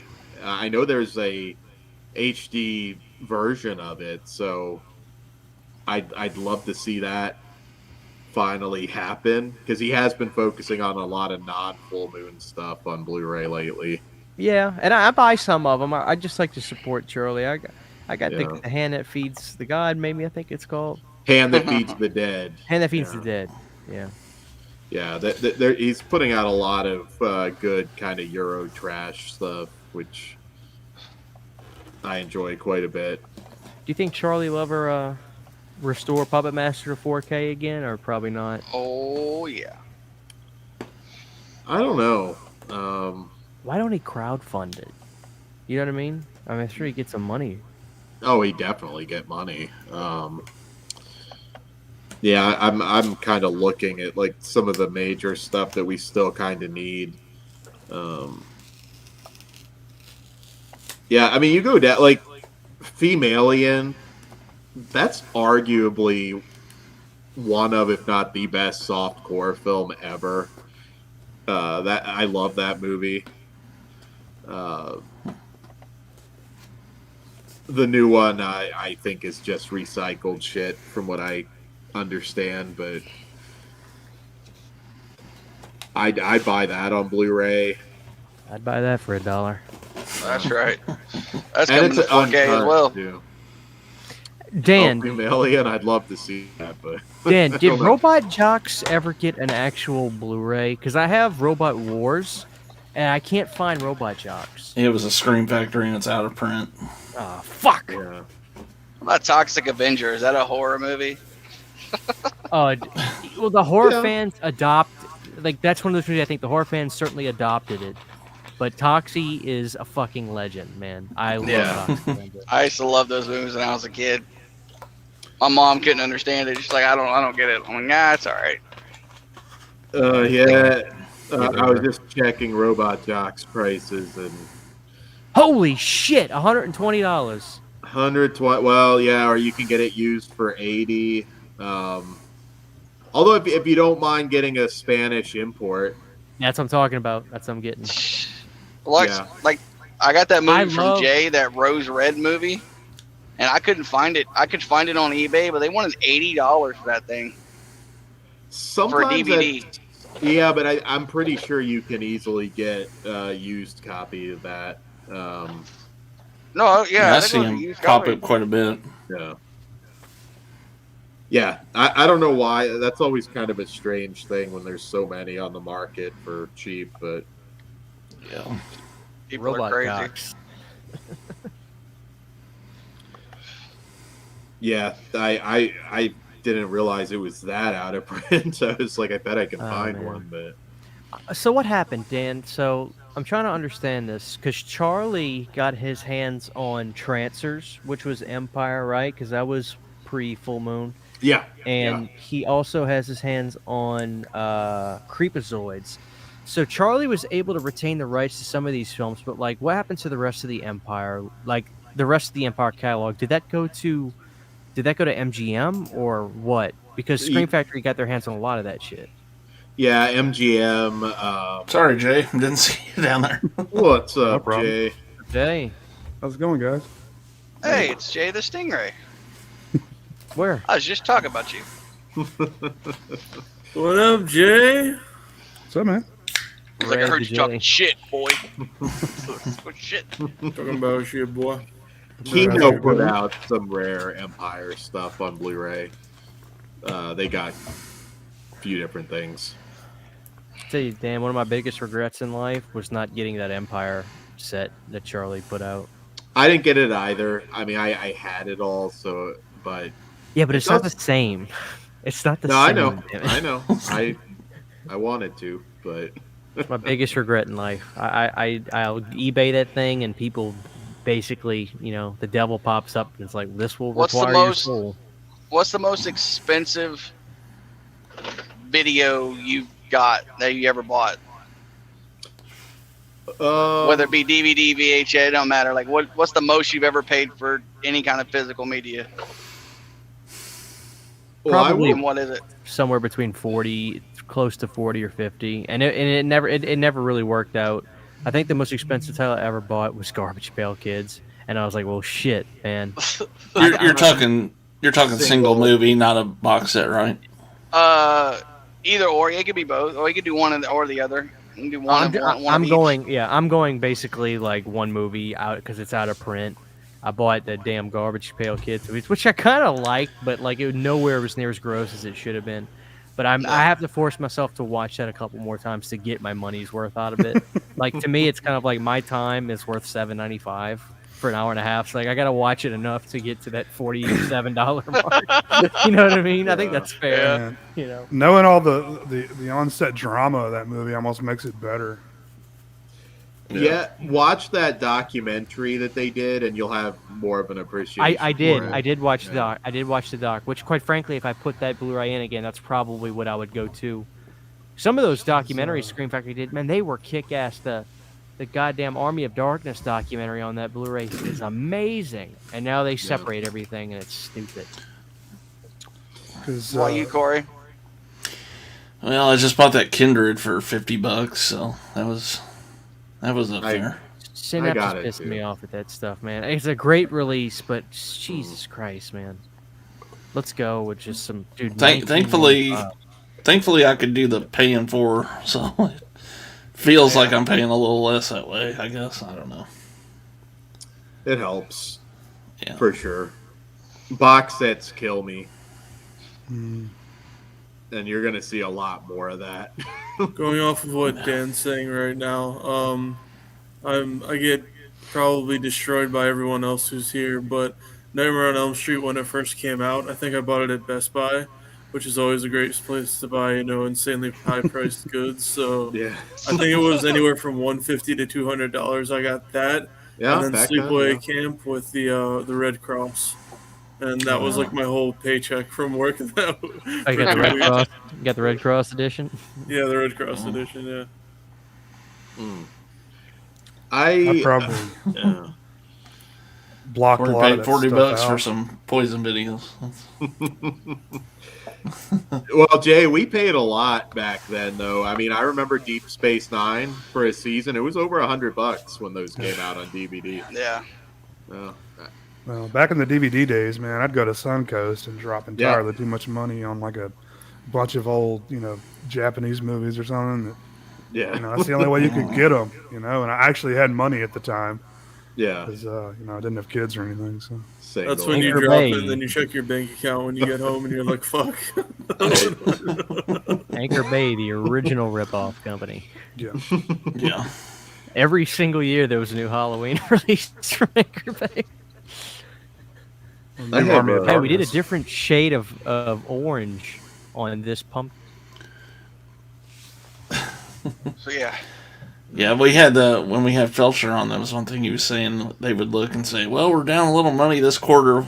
Let's put out another version of Army of Darkness." So Yeah. And that's like one of the main reasons why I was telling you earlier, Christian, why I like those videos that you do, is because it's like, okay, what's the difference between this one and this one? Well, this has a little bit of this and that. Well, fuck it, I'll just buy this one then, because I mean it's the same thing, That's right. That's right. Because someone who don't know will be like, oh, it's that, they'll put thing on the print like, oh, new footage or some shit. Oh, well, it's new. Nah, it's not really.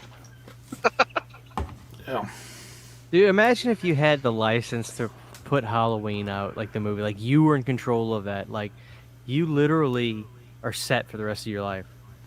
All you gotta do is change the hue of the pumpkin knife on the front of the Blu-ray cover, like just darken it up or brighten it up, and like, dude, it's all new, different hue of orange on the Blu-ray cover, special collector's edition. And then a year after that, I don't know why they don't go color ham and timing. like make all kinds of like cool cases and stuff, like collect, like you're talking about the chest from the Puppet Master, like I don't know why they just don't do that more often. They'd make more money because they're selling the same DVDs, right? Yeah, But you're, I could go all out. I could do like multiple special. It's so easy. You could do the Judith Myers Tombstone, where the back of it you pop open like a little thing and you pull out the Blu-ray case. You could do the H1 pumpkin, where you pop the top off of the pumpkin, like a carved pumpkin, and then you pull the disc out. This shit just it makes itself. You could do all these collections you could do. I would be the worst man ever. Like every time you bought, by the time your collector's edition has been processed and ready for delivery, the new release has already been announced. yeah. He'd be putting the Blu-ray out in a cardboard station wagon. Dude, all of it. Yeah. We'll have a station wagon, the Smith's Grove station wagon edition. What else could we do? Shit, man. There's going to be a lot of gimmicks coming up. Yeah, exactly. absolutely. I would milk every scene of that movie. I think there's a Tide detergent box in the Yeah. I'd be the Tide box. $300. Put a white sheet over it with some glasses on it. There you go, dude. I'm telling you, and Speaking of Suncoast, I remember one of my cooler pickups there is the Jason Voorhees Snow Globe. Cool. That's cool. Yeah. Some of these are no longer, like, there's a little bit of paint coming off of the girl that's chipping a little bit, but yeah, that. It's just a missed opportunity. That's all. Like there's this company. I don't know if you heard of them. It's called the Bradford Exchange. Oh yeah. So, my wife's into Harry Potter, and she's into fucking really into Harry Potter, to the point where yeah. So she's she's into what's the other shit she's into? I don't know. It's Harry Potter for sure, and Nightmare Before Christmas. And so they have these collectible shit, and I'm just thinking, man, that's a fucking racket right there, dude. Like selling, I think I bought her a snow globe. It's personalized with mine and her name on it because I'm a fucking soft son of a bitch like that. And it's like $100 for a snow globe. I'm like, fuck, I'm in the wrong business. Man, I want to say one of those companies, Bradford Exchange or someone, at one time had like a horror house set you could order. We need a money man. They had the Nightmare House. They had the Halloween House. I'm almost positive. Yeah, we just need to find us a money man and fucking make our own business so we can be rich. Yeah. They're the slipcover stuff is crazy, but hey, go for it. If it's what keeps it alive, go for it. Yeah. Well, man, they do the same thing like with regular and like steel books. Where like, oh, it's a steel book. It's like, But I mean, if you had like a badass case or something like you said, where like open, like the top of the pumpkin head opens up and shit, man, people would buy that like fucking candy. Yeah. Yeah, I don't mind that. And you resell the same. I mean, you're not making any. You keep the Blu-rays exactly the same. Like there's nothing different. So people keep buying the same shit over and over again. So you're just making money, like just from cheap China-made fucking toys. Oh, you're making a. There's just some cool slipcovers on some of these, man. Yeah. I don't normally like those, but I hope you watch that for Christmas. It's a good Christmas watch. Of course, there's Night of the Demon. That's a cool slipcover too. Yeah, I still have to. After the first, I'm gonna catch up on that. I still need. And then Vinegar Syndrome again. Those 20 goddamn new titles that they're gonna have. It's hard to keep up now. Dan's like, fuck, I don't want to sell my boat. You might have to. How many movies you would say you'd have in your collection, Dan? Do you know? No, I don't have an exact number anymore. I mean, it's impossible to count it. Could There've you been a do like few, a small room tour and hide the like dildos and shit like that you like pleasure women who come over your house? All I need is some. I know that video is going to be really, really popular, so I have to get somebody that can actually film it. Because Todd does all the technical stuff, so I don't want to just do like some cell phone thing for it. I'd rather it be like, if I'm going to do it, make it worth it. I mean, yeah. Hey, there was a guy that shot a whole movie on an iPhone, and I heard it was awesome. Oh yeah. I mean, cell phones look good, man. You could just like dub over it, with your mic, just so it'll be a little better audio. Yeah, Soderbergh, It's also like getting it to Todd, so he can like do whatever editing and uploading. I got to figure out a way, because I know everybody wants that video. You just hit the porn section and you're just like, all right, porn's here. And Well, we'll skip over that. You can't really see too much on the spine. I just can't zoom in on that stuff. I mean, Yeah. There's going to be a whole group of people once you get that video out that are going to jerk off to that video. You know that. I'll drool a little bit. I'll be like, Well, if anybody's in the Atlanta area, we got to talk about the group meetup again, where it's going to be. Just I have to change that address from what I've heard. I'll be going up that area probably next break. My daughter wants to go back to the aquarium, so I'll be heading up there. Oh, cool. Sure. Yeah, our aquarium is really, really good. Yeah, I went up there a couple of years ago. Yeah, it's among the best, if not the best, as far as aquarium. It was the largest at one point, and then they built another one, so that's the second largest now, I believe. Yeah, it's worth going there. I haven't been in a few years, but I'll make it happen, Ghost. I mean, what can I do here to give you a... I'll go and film it for Orc and send it to him. Say, look, Orc, here you go. Here's your spank bank material right here. Yeah. I mean, that's tease. That's just a book shot. I mean, this is one room. I like how it's all your movies, and then my god, Lord, Jesus holy Christ. shit, that's fucking epic. Well, this is just one. I'm not worthy. I'm not worthy. Just a tease. Exclusive teaser there for you. He's like, I don't need a living room. I need a movie room. I'm gonna be great right now, if you know what I'm saying. That's awesome. Hey, What's up, Piz? Don't ever get married, Dan. They'll ruin it. They'll take it all down. I want half. I was close over the not close to marriage, but I thought I met the one, and I was starting in my head to think, okay, I know I'm gonna have to make some compromises. I gotta take some of the pornographic autographs off the walls. But then when that all went to shit, it all went back up. That's right. You do you, boo-boo. Stick to you. Weapons are just out there. Everything. I don't care. I just was like, fuck it. It's all going back. There you go. That's right. You got a gat sitting on the couch. Like, fuck it. That's how we roll. Pretty much. So that's a little bit of a teaser. This webcam only goes so far, but this is not the movie room. There's no movies in. Well, no, actually, yeah, there's one. Oh my god. No, this is not this is. I mean, you can see those are all 8x10s. Mm-hmm. Then, like in the middle, I've had to space kind of go straight down, so you get a lot of the books, and there's some collectibles. How long would you say you've been collecting? Oh, my whole life. Your whole life? Okay. There's some collectibles like up there. There's posters on the ceiling because I ran out of room. Oh, you have Cube on the ceiling. That's dope. Yeah.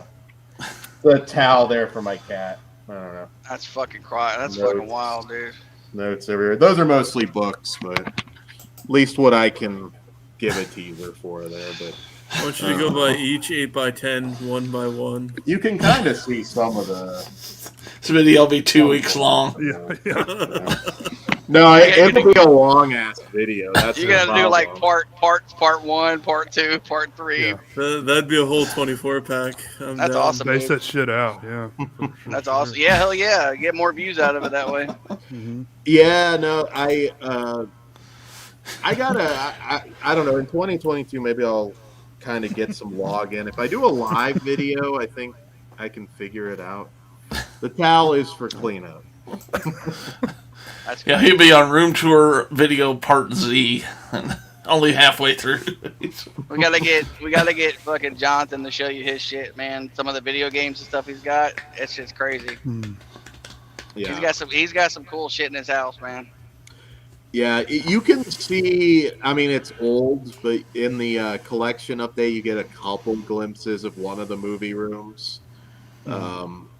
But yeah, it's also hard because it's all narrow now because I've got it literally like a video store. So, you walk through it. I can't really angle the camera very well. Like I can do it here fine. There's still a little bit of floor space, but I think Dan's a couple of Black Fridays away from Hoarders. No shit. true. Apparently, there's an app where you can actually scan the barcodes of your movies, and it keeps them in a catalog for you, so you know what you got.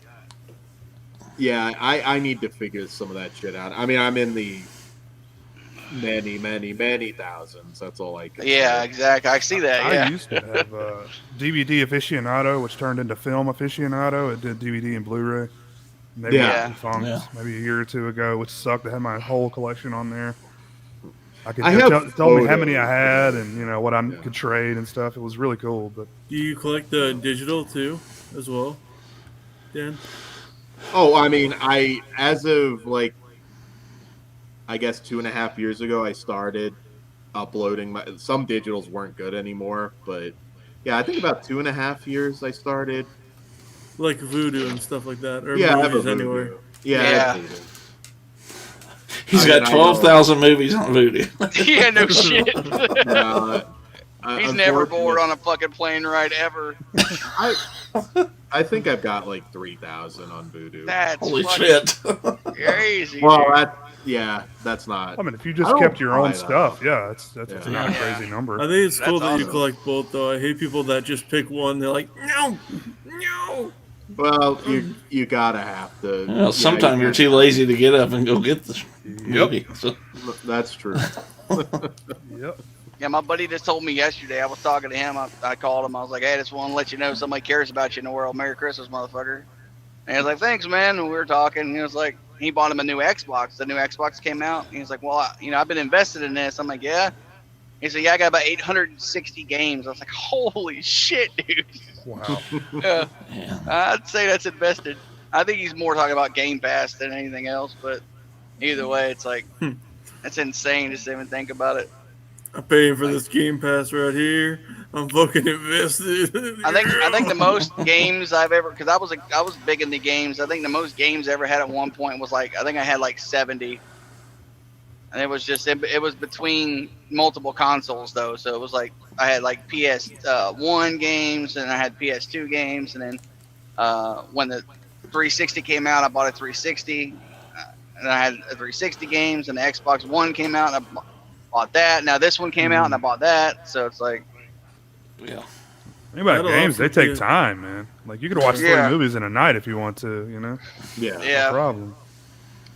Then you're at that part in the game where you're stuck, and then you feel like you figure out what's going on, or you get help from something, or ask your friend, and then you realize how fucking stupid you were.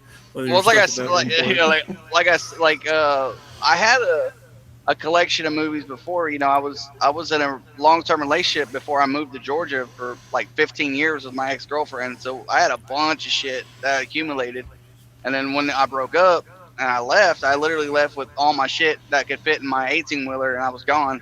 So I didn't leave, and I didn't take anything with me.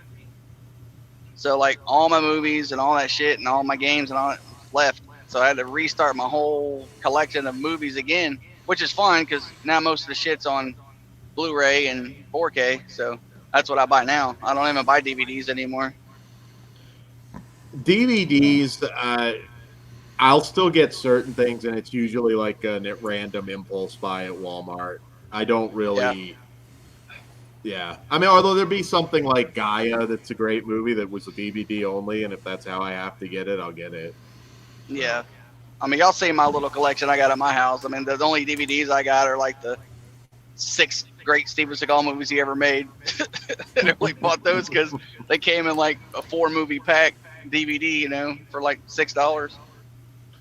Yeah, he had a few that were pretty. There's one that was kind of creepy because the actress had to be like 18, and he's got like a love scene with her that's just so cringy. But there's some that are so shitty they're kind of entertaining. But The chair fighting. Yeah, cheer. Pistol Whipped is a fun one. Lance Henriksen's the villain in that. He'll occasionally do something watchable, but I don't know. He's a fat bastard now. I mean, I don't think he can really move. And he's 70. I mean, shit. They can't really shit talk the guy. I mean, he's 70 years old. I mean, it's not going to lose a bunch of weight at this point. So, you know. I want to see. That's pretty impressive just to have a sustainable career your whole life. Think about that, though. I mean, that's something. Yeah. Hanging out with Putin and. I mean, he's still making movies. I mean, so you can't, whatever. Oh yeah, no, as long as the check clears, he don't give a shit. Yeah. That's crazy. I've been buying a lot of DVDs actually lately because I buy them used and they're so cheap. Like, these movies for like $1 each, and at least have the movie for now. You know. Yeah, your video haul video. I saw all that stuff. I was like, oh, that's pretty cool. I got good deals on that shit too. Yeah. Yeah, I envy people who have like within their house or wherever the fuck they live. I'm still waiting on Ort to do his video on the taste test videos again. I miss those. Well, there's no good sodas in Maine. Like, we don't even have Diet Dr. Pepper. No, Diet Dr. Pepper Cherry. Yeah, that's the one that I miss the most. But, I'd say when I'm pissed off, I feel like Dr. Pepper Zero fell off the face of the earth. It's nowhere now. Yeah. I got some. I'll send you some. I still have it up here. Yeah, we don't have it here now. What do you want, Orc? I'll send you some soda, buddy. Diet Dr. Pepper Cherry, baby. That's my shit. I'll see if I can find it for you. If I find it for you, I'll send it to you. I go to Boston. They have like everything, and then I come back up to Maine. We have like fucking nothing. Boston. Like Coke and Pepsi. Yeah. I'm from fucking Boston. I always envy people who, like a lot of people that we know in this community, they have like within an hour around where they live, if you go in any direction, they have like all these half-price books and all these places like that. So I remember I had a lot of places like that when I was in Denver, but not so much here. You guys were mentioning Ashley Lawrence earlier. Check out this Twitter post, Corey, of from Elizabeth Hurley. She put up yesterday, I think it was. She still looks good. My mom the other day was watching like a newer Christmas movie she was in, and I'm like, damn, she doesn't look drastic. Nah, she looks. I don't know if good does it justice, man. How is Hugh Grant getting a BJ like by a hook? Yeah, shit. I mean, that's following her. That's airbrush, but still. I'm sure it probably is, but she still looks fucking awesome. Move her up to number 1. That's our new co-host right there. Yeah. And we're following Elizabeth Hurley now. I wasn't doing that before. Yeah, I need to do that too while I'm here. We should do a Cougar ranking. Thank you, Jay, for spreading the holiday cheer. Hey, I'll move the top 10s over here. I don't give a shit. All over, I don't know what age we would set it, but over 45 would be fair. Yeah. That's fine. Yeah. Sure. I hate when it's like MILF and it's like she's 23. I'm like, God damn. It's like MILF and she's 18. Top 50 over 50. That's a pet peeve for me because, like, if I'm watching something MILF related, I'm like, all right, you got to be late 30s at the absolute youngest. I don't want a MILF that I'm 20 years older than, you know? Yeah, That's when I go to the actress's page and I'm like, okay, I'm checking your bio. I had a friendly argument with a porn star once about that, and I was like, he's like, well, but I have a kid, and it's like, but you're in your 20s. It's not what I'm looking. I mean, you're beautiful, but that's not what I'm looking for when I'm, looking for that type of material. It's like I'm looking for Lisa Ann. God damn it. Yeah.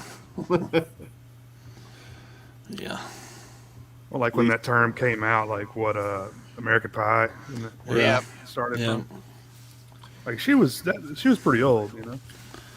Stifler's mom. Still. Well, he's in high school, so she had to at least be 40s, right? I don't think she was as old as you think.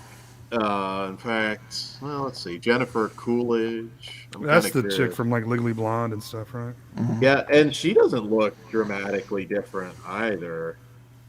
Let's see. She's had a lot of work done. Oh yeah, definitely. Yeah. All right, American Pie was 1999. Oh, she was born. She was born in 61. There you go. Yeah, so she was still in her 30s. Mm-hmm. Almost 40, yeah. She wasn't that old when she did it, though. Yeah. That's a fair age for a MILF, though, I mean. Sure. Yeah, when you're 40, you don't want to see 40-year-old MILFs. You're like, nah, that's like my neighbor. That's just my normal bracket. Yeah. Now Orc might, because Orc's in his 20s, so Orc sees a 40-year-old. He's like, "Oh yeah." I'm 33. I just turned, man. Yeah. Oh, I remember when I was 33. Dude, we used to play the one year that Friday the 13th was good, and Jay and I and a bunch of other people. I don't know. His probably isn't watching anymore, but his would play, and all the people from the old school sausage factory, and. I remember he was like, "Aren't you fucking 30 yet?" And I was like, 29. It is weird when you're actually. I mean, I'm only a few years younger than what Jennifer Coolidge was in American Pie. That's kind of scary. That's what I said. He said 1999. I'm like, fuck, I'm old. I just look at pictures of Elizabeth Hurley, and I'm just like, whoa. That's so much different. Yeah, she looks good. I was like fapping off to her when I was younger, and then she became a poker pro. She's like a mom and shit. Like I'm fucking old.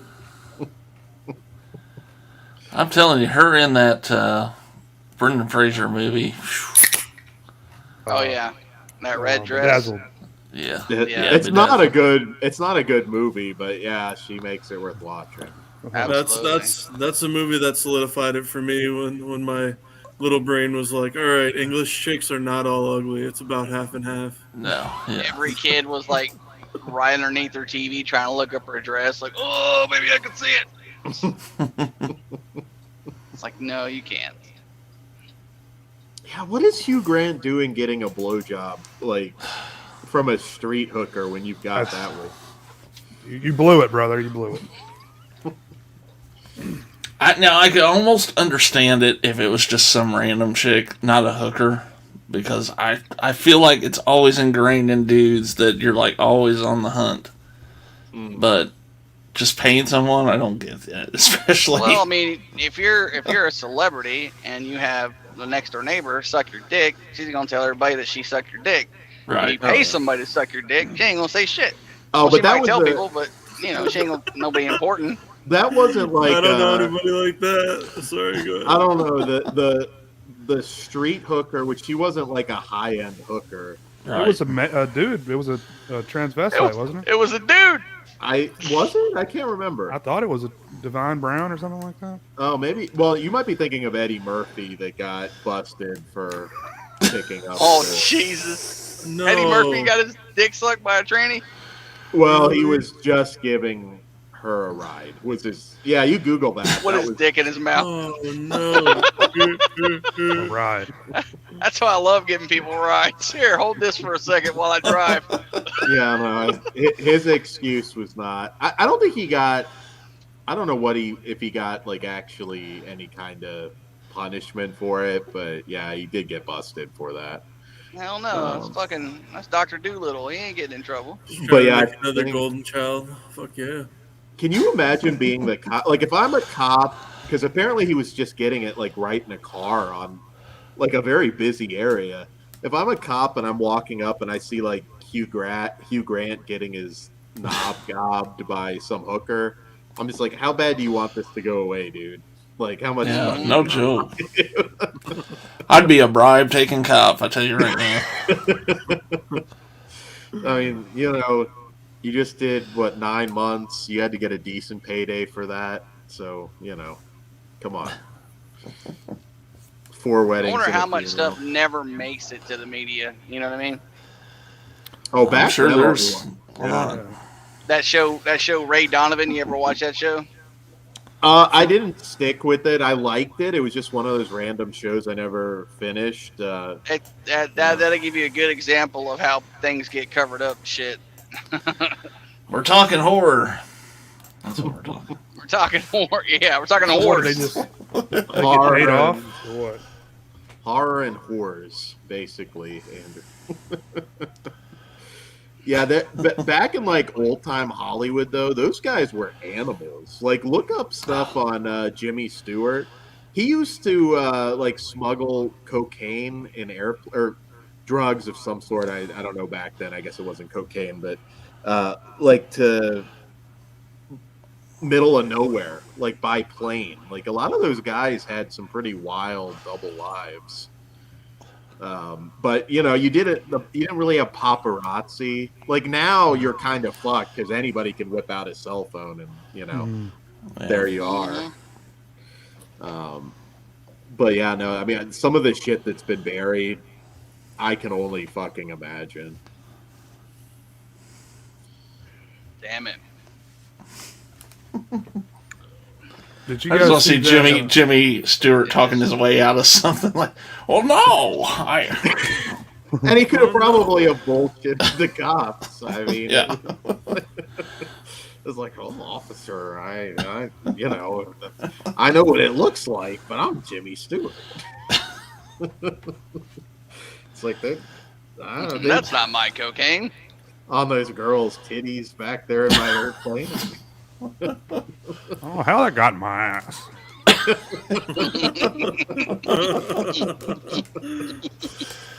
Oh, Did you grab my ass?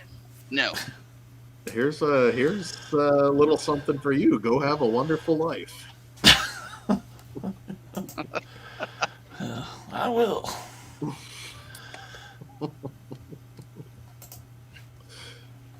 Man.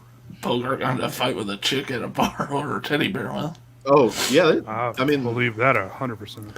yeah. Probably knocked the shit out of her too.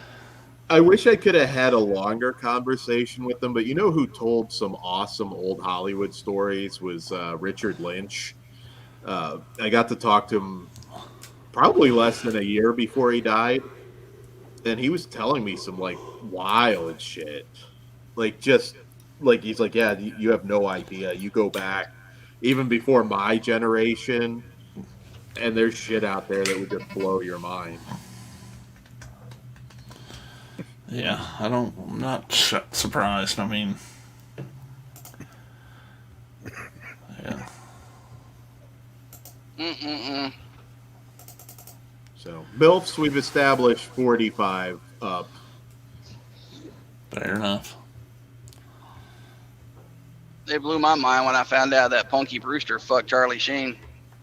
I was like, what? Charlie Sheen fucked, yeah, a lot. And I think she was like 14 or 15 or some shit. I mean, you would expect it, but there's some pretty dark, like Charlie Sheen stuff. Like when they were kind of, Tiger Blood and all that, I was like, yeah, I know he's funny, but like there's some really like dark shit out there with Charlie Sheen. Yeah, so apparently, Charlie Sheen and Ric Flair are hung like donkeys, so that's nice to know. What was that one lady, the madam? She let all that shit out there. She was the one that told everybody about it. I think Charlie Sheen slipped her $100 bill. Like, tell my dick's big. Heidi Fleiss. Yeah. Oh, yeah. She was like, Charlie Sheen's hung. Like, fucking great. This is what I need to know. I don't believe it. I can't stop staring at Charlie Sheen's dick now in all his movies. Look at that thing. What was that John Hamm shit that came out back in the day? Oh, yeah. Jesus.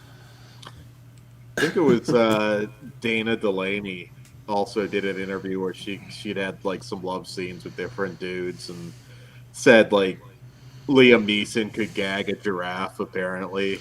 Oh, wow. So, I have a don't particular know. set of skills. Apparently. I don't know where your uterus is, but I'm gonna find it and I'm gonna kill it.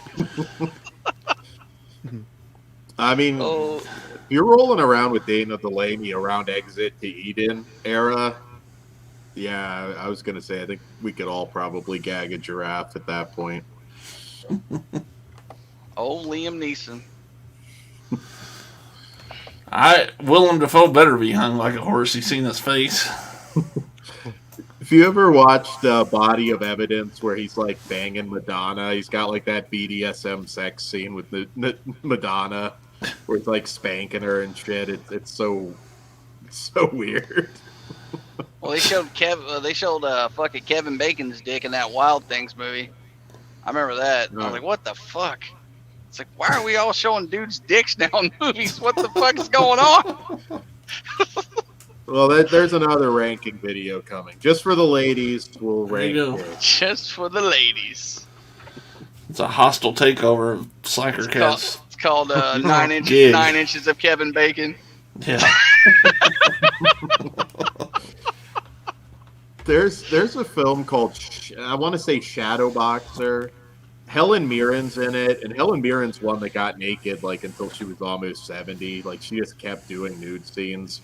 But ironically, in that one, it's not as much of her. There's a scene with Steven Dorff just like banging some girl, and then it's like fully erect Steven Dorff. Like during it's like, oh fuck. And with the rubber on too, which made it worse. What was the movie where Robert Pattinson had to jerk off for real? Are you thinking Shia LaBeouf in Nymphomaniac? No, I'm pretty sure it was Robert Pattinson. And it like kind of messed him up a little bit because he wasn't comfortable doing it. I have to look it up.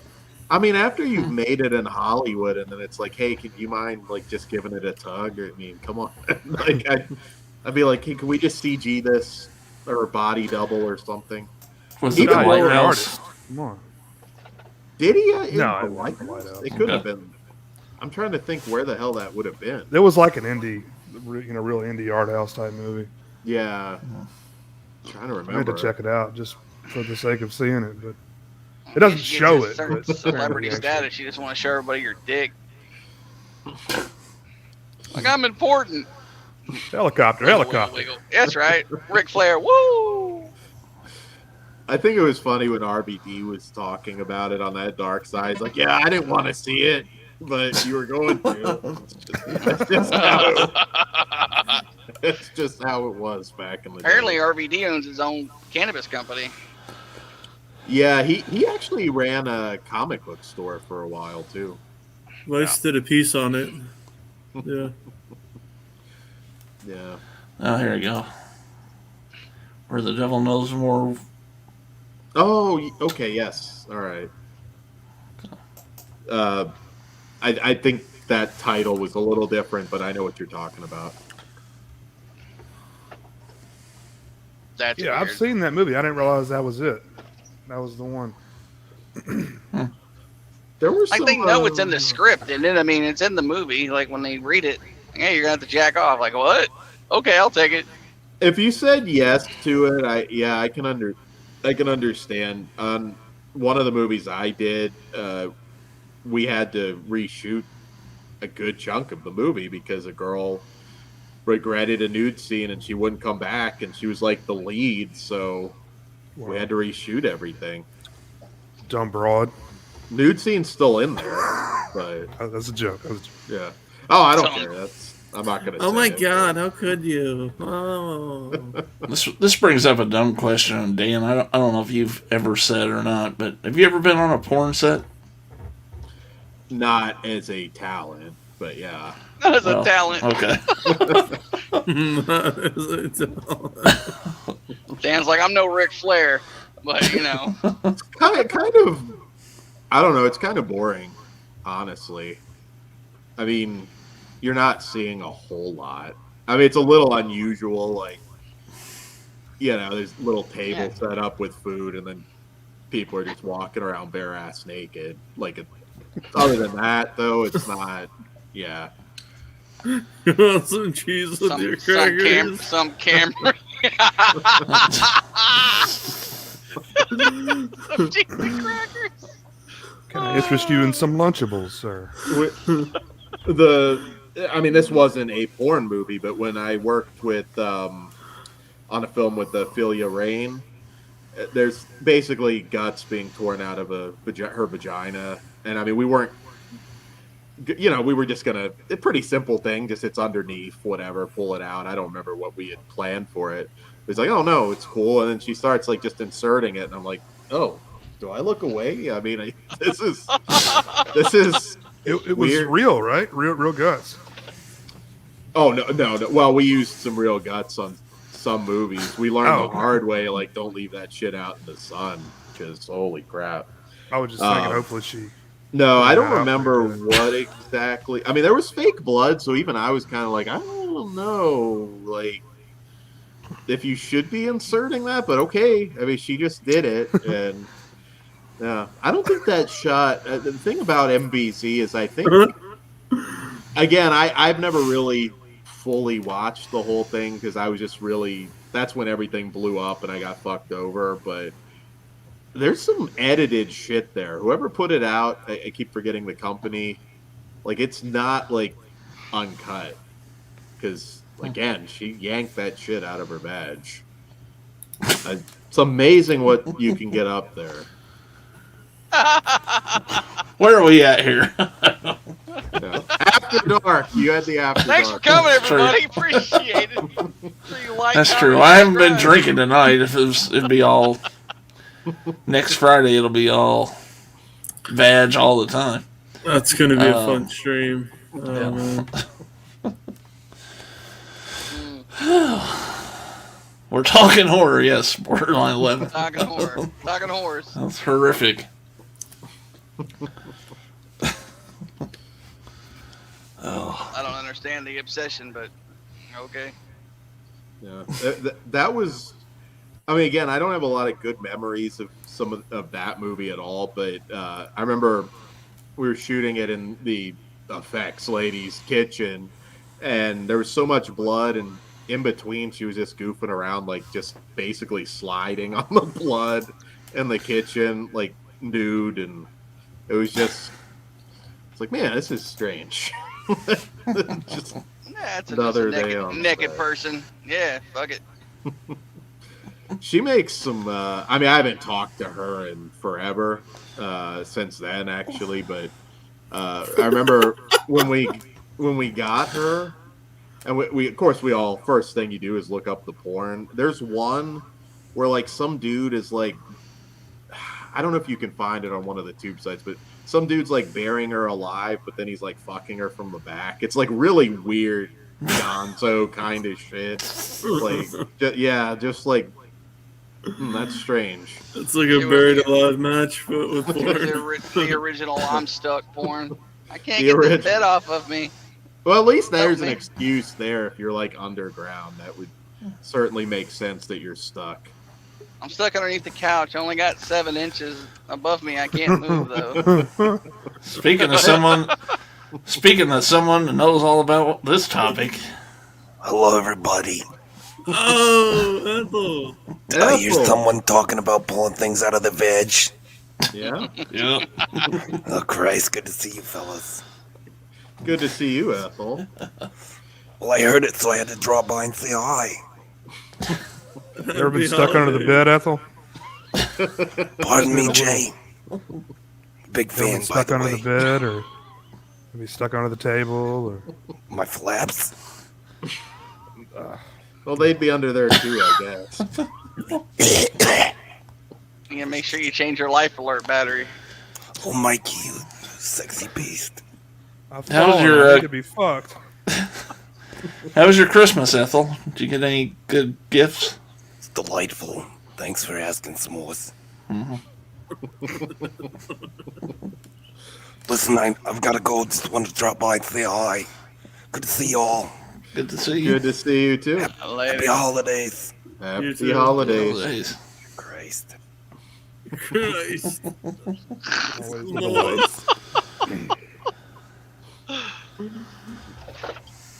There you go. This is what I would do too. If someone told me they were in a Girls Gone Wild video, I would go find every one of them until I found them. Yes. Oh, fuck yeah. Yeah. That guy got. Whew. Didn't he go to prison or something? Yeah, he did. Might have, Yeah. yeah. Yeah, he got ruined, actually. I remember that was a big thing. Sometimes what porn producers will tell girls, like, I had a friend, nobody famous, and I won't say who she is because you wouldn't know her anyways, but she told me, like, I did a porn in Canada, and it's okay because it won't be seen outside of Canada. And when she told me that, I was like, Heard of the internet? Yeah, she's like, no. It's like it's only a few people see it in Canada, and I guess, like she said, like the Middle East. And I was like, do you know how the internet works? Because this wasn't that long ago. And sure enough, like I found all her shit in like a day. I mean, it is out there. And I was like, I don't know how to tell you this, but you got, it's on the internet. Anybody can get it. You might win an award this year. But, Yeah, I mean, it was nothing too out there or anything, but I'm like, yeah, it is out there. I mean, you're not famous, but it is out there. I don't know if she ever had words with the Canadians that told her that.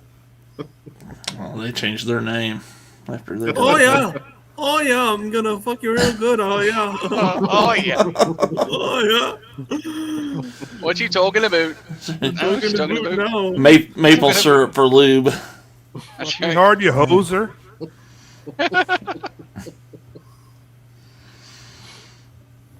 That's so funny. Oh, only a couple people saw it. Oh yeah, sure. Yeah, it was like the weirdest thing. And then I'm like, well, Canada's not, I mean, it's right over the border. How could it be exclusive to Canada? It was, yeah. I am not smart by any means, but it is amazing to me how every day it's basically 2022 and people are just oblivious of what's on the internet and like how much shit there is and how easy it is to be on the internet in the first place. But like it's just, I don't know. I always find it surprising. Yeah. Oh, there's some like dude living off the grid, shitting in a fucking shack in his woods, and there's like some dude hacking away for Russia or China or America. I don't know. There's some weird shit that comes out of Eastern Europe. Like, people say, like, but I'm like Prague, Czech Republic. Like, there's some really fucking weird shit that comes out of there. It's like for any respectable porn star that would say no to any of this, we go to the Czech Republic. Oh. Like, hey, what's that dog doing here? Don't worry about it. Nobody will see it. It's only in this country. Yeah. And maybe Canada. And maybe Canada. What are you doing with that computer? Oh, I'm just uploading it to my server. I felt really bad for the girl because when she told me that, I'm like, I was like, that's definitely bullshit. Because anybody can download something and put it anywhere they want. So Absolutely. I'm with the work though. Like, like back in the day when you be using dial up to look up shit. My buddy was like, "Hey man, you ever seen this thing called Bang Bus?" I'm like, "Yeah." It's like, oh, it's so crazy. He thought it was like legit real. Like these people were leaving these girls on the side of the road. I'm like, you know that's not real, right? And he's like, oh no, it's for real. Look at their face. I'm like, no, dude. Like a few myths in porn. There used to be one where these guys were posing as border agents and like, if you want to stay in the country, you know what you got to do. And like I had people, and it was so goofy. It was obviously like the worst porn acting you've ever seen in your life.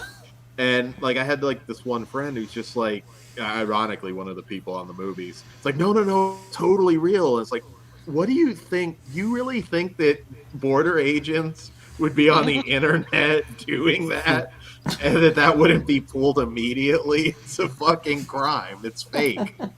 Mikey, like you were saying, like I don't know. It's just like I can't really talk anymore because aspartame has rotted away my fucking brain to pieces. But like there's like normies and then there's like ultra normie where it's like a whole nother level of like holy shit. And it doesn't matter how old someone is. It's just like they'll say something and you can't believe what the fuck they're saying. It's like, yeah, I use that magic jack. Works fucking great. It was like, okay. Yeah, I get that direct TV, fucking internet works fucking fantastic, so fast too. they don't know. Shit. That satellite internet's top of the. That's the number one thing. That's the best. When I moved a few times, they're like, "Satellite's the best." That's what the guy just told me installing it, and the guy's getting into his van, and he's like smiling, laughing, and I'm like, "Oh no, what'd you do?" And now you're in a contract. Fuck. I remember my grandma having one of those huge fucking satellites in her yard, dude. Like the big, like it moved and shit. Like he had to have his own power supply so the motherfucker would move. And I was like the movie Contact. Yeah, well, yeah, exactly. I remember that being the coolest shit, though, going to my grandma's house and having that, watching TV. She had one of them old floor model TVs. So I was like, oh, yeah. The anchors, yeah. Did you know how to like hack it and like get channel like the pay-per-view stuff? No, that was later on, I think, with the when it came with the cards. There's actually a documentary filmmaker guy. His channel's called Sci-Fi. You've seen him, Sci-Fi Underbelly. He actually talks. One of his interviews is with a guy that's a hacker, and he actually was the main reason why you were able to hack those cards. By the way, he actually created the software for you to be able to do that, to hack those cards, and he was also the person after he got caught. Was also the person that helped and worked with the companies to prevent people from hacking those cards.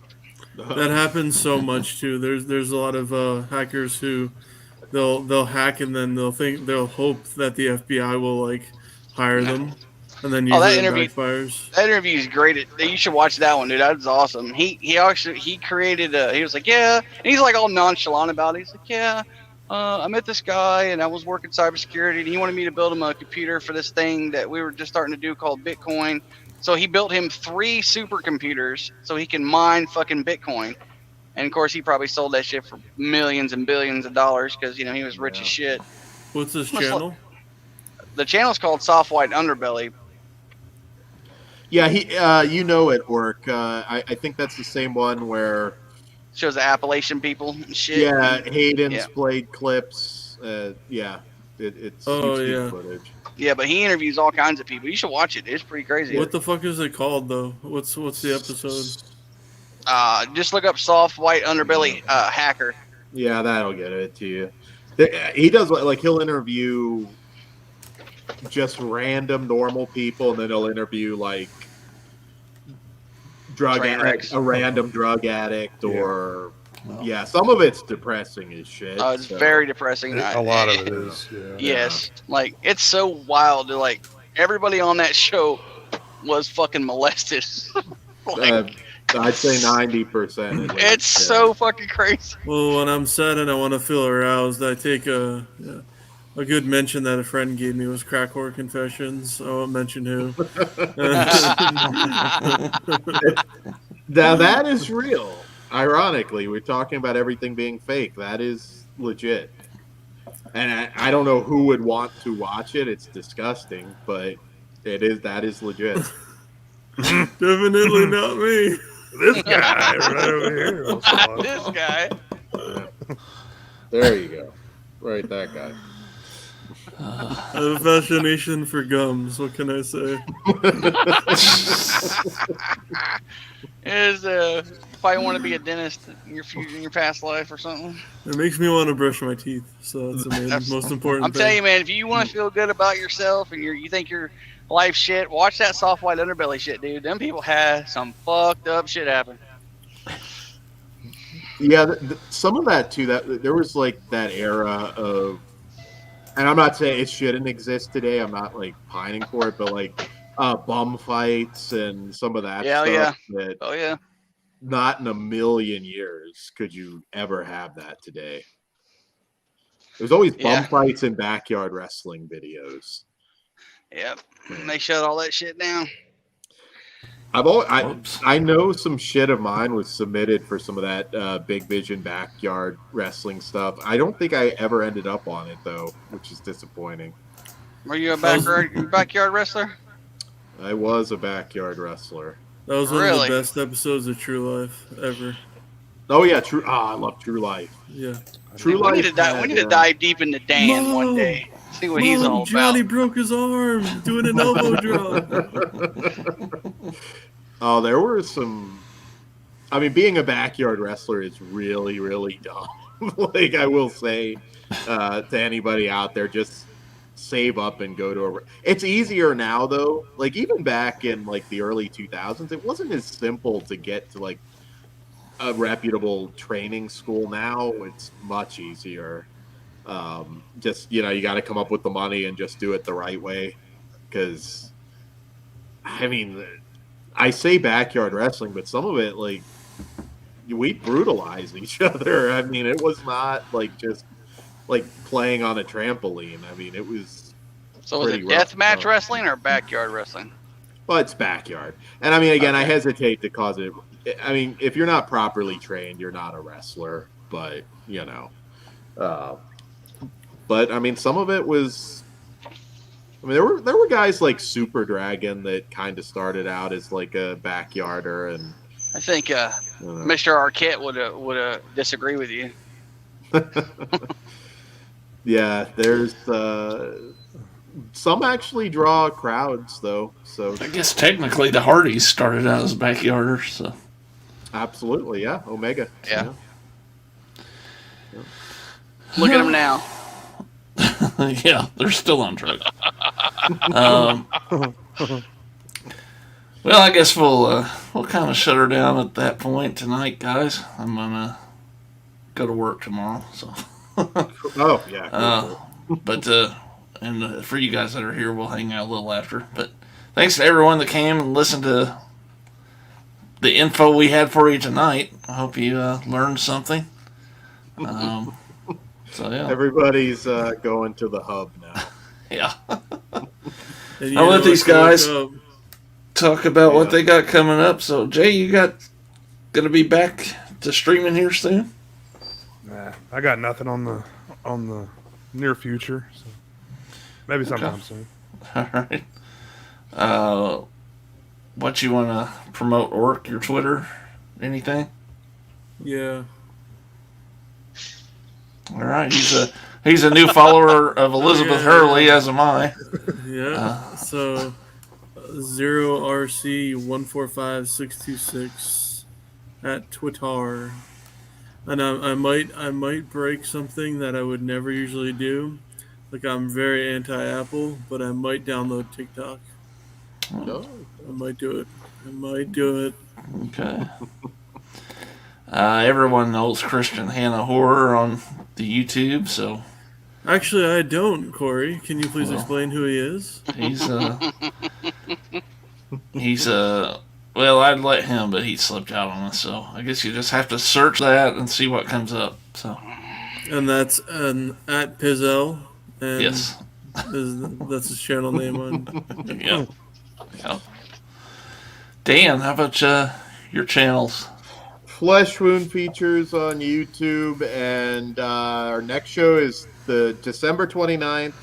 Should be a good one. We're kind of trying to knock out some of the movies we didn't get to review yet in 2021. So we'll have that, and we'll have our best of the year sometime early January, which is always a fun show.